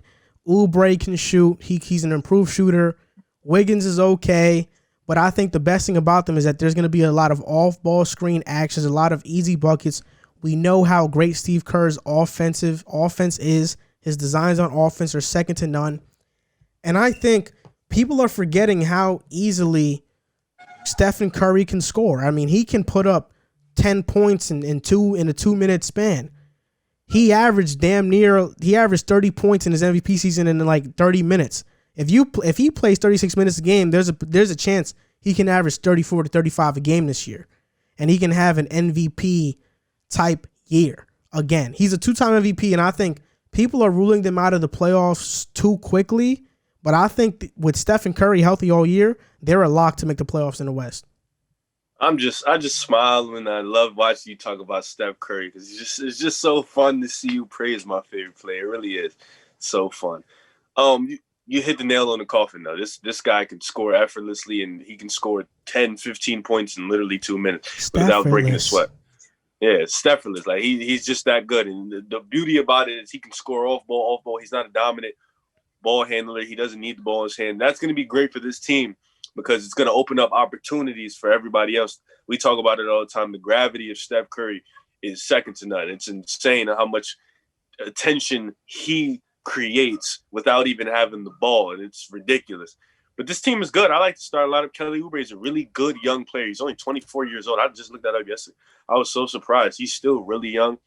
Andrew Wiggins, they can unlock something. That's what they're hoping. That's what fans are hoping on in Golden State, that they can unlock something out of Andrew Wiggins. At worst, he'll still be a really good player.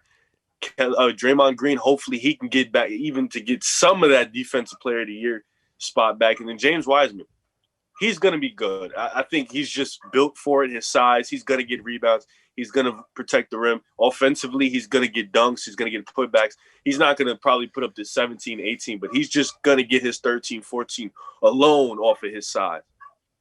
That bench is what troubles me. Aside from Eric Pascal and Kevin Looney, it's going to be – if they let him play. We're still trying to see if they let him play. I hope they let him play. Brad Wanamaker, he's not bad, but he's not that good.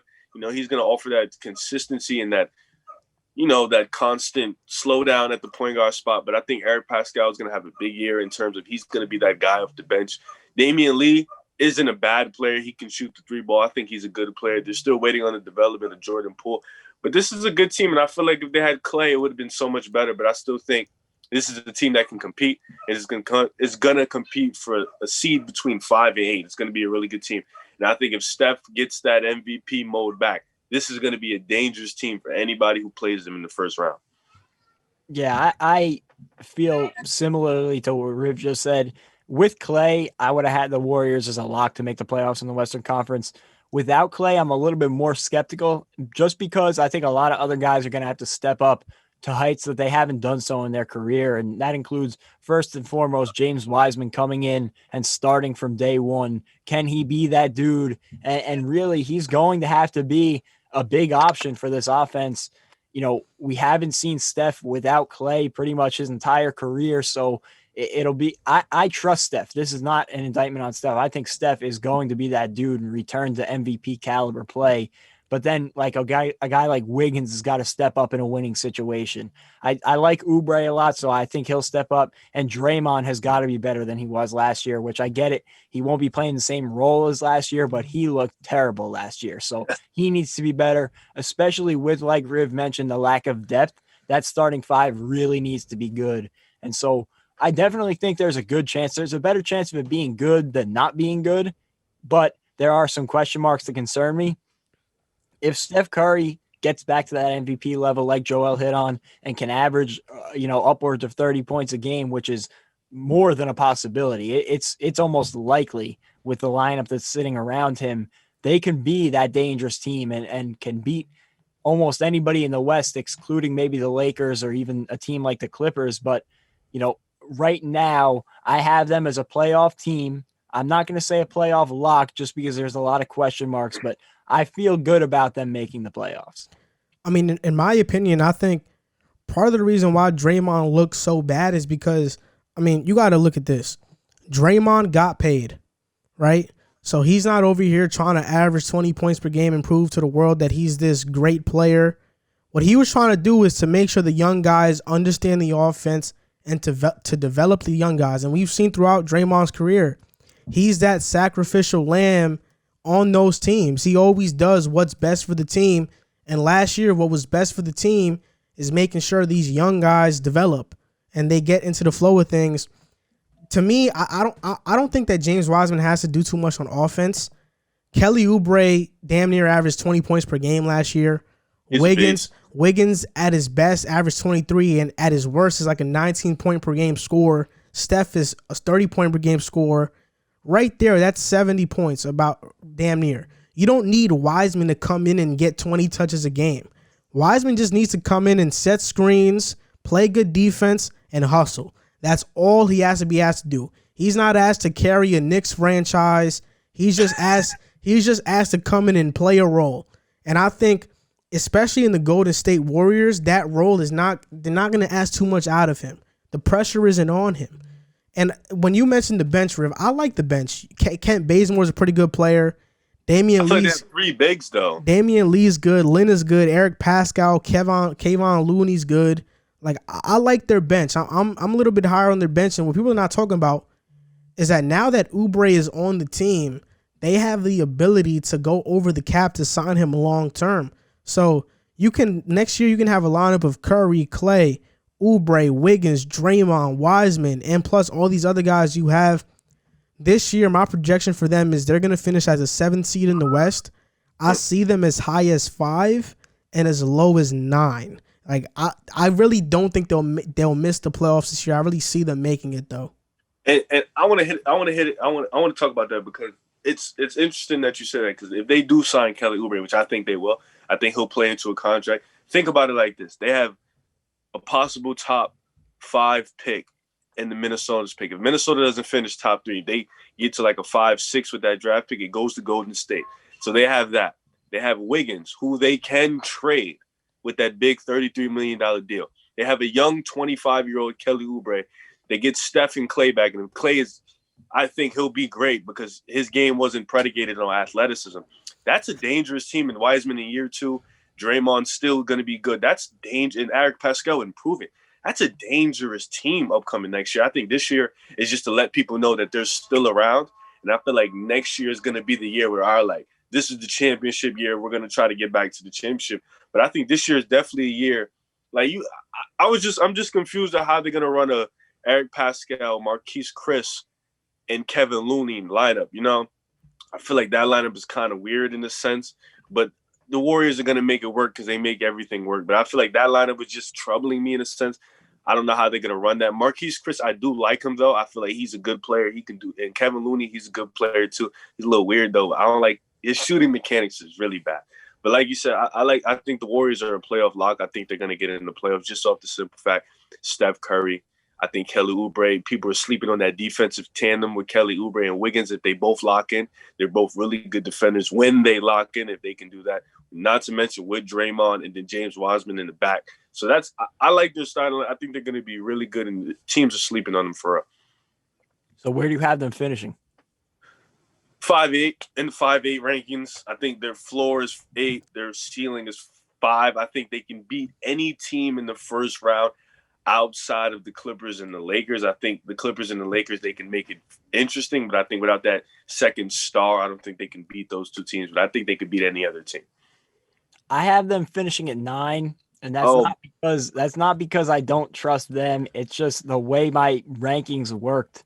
Like I worked from the top down up to like the 5th seed, and then I worked from the bottom up to like the 12th seed, and then I just had that middle to flesh out, and that's just where they landed. But I could see them getting up to like a 5th seed. I could easily see them getting up to a 6th seed. I can't really see them going lower than, in the worst case, 11. But I think they're going to be in that middle range. I think we all agree on the range of where they're going to be. I think they can hang with anybody, and it'll be a nightmare for whoever they play in that play. If they end up in the playing games, whoever they play in those playing games, I feel bad for them because that's not a team. I think they're going to be better than what their record shows this year. And on any given night, they can compete with anybody. But I'm starting to rethink it now as I look at it. But I wouldn't put them over anybody that I have over them right now because I have some question marks. But I do think they can be a playoff team this year. Don't get it twisted. Steph Curry is going to be back at that MVP level, and that's what's going to make them a competitor on any given night. Yep, so that's going to do it for this episode of the Pick a Side podcast. Before we go, we're just going to give quickly what our standings for the Western Conference is going to be this upcoming season. So I'll go first. I have the Lakers 1. I have the Nuggets 2. I have the Blazers 3. I have the Clippers 4. I have the Mavericks 5. I have the Suns 6. The Warriors 7. And the Jazz 8. On the outside looking in, I have the Grizzlies at 9. The Rockets at 10. Granted, if they do trade James Harden, because if they keep him, the Rockets are in over the Jazz. Then at 11, I have the Timberwolves, 12, the Pelicans, 13, the Kings, 14, the Spurs, and 15, the Thunder. I have the Nuggets at 1, the Lakers at 2, the Clippers at 3, the Trailblazers at 4, the Rockets at 5, the Mavericks at 6, the Jazz at 7, the Suns at 8, the Warriors at 9, the Pelicans at 10, the Grizzlies at 11, the Spurs at 12, the Timberwolves at 13, the Kings at 14, and the Thunder at 15. And that was very difficult to come up with. Like, I flip-flopped a bunch of those when I was making it. All right. Clippers at 1, Portland at 2. Oh, I'm sorry. Lakers at 1, Clippers at 2, Portland at 3, Nuggets at 4, Rockets at 5, Warriors at 6, Dallas at 7, Jazz at 8, Memphis at 9, Suns at 10, Kings at 11, Spurs at 12, Pelicans at 13. Whoa. I only put 14 teams. Who am I missing? The Thunder. The Thunder. I said I have Thunder at 15. I'm missing somebody, though. The Spurs. I said the Spurs. The Grizzlies. No, I said the Grizzlies at 9. Who the The hell am I missing? Timberwolves. The Kings. Timberwolves. Okay, Timberwolves at 14. Thunder at 15. That's mine. There you go. Okay, so that's going to do it for this episode of the Pick a Side podcast. Episode 51. This was another close to 3-hour episode. Our Eastern Conference predictions. And as always, you can follow us on Instagram and TikTok at Pick a Side Podcast, on Twitter at Pick a Side Pod. And if you guys want to donate to us, you can find us at Pick a Side Podcast on Patreon. And as always, subscribe to us on YouTube at Pick a Side. And yeah, thank you guys for listening. If you guys are listening on a podcasting platform, and if you're watching on YouTube, thanks for being on this long, because this is a really long episode. Pause. All right, so thank you guys for listening, and see you next time.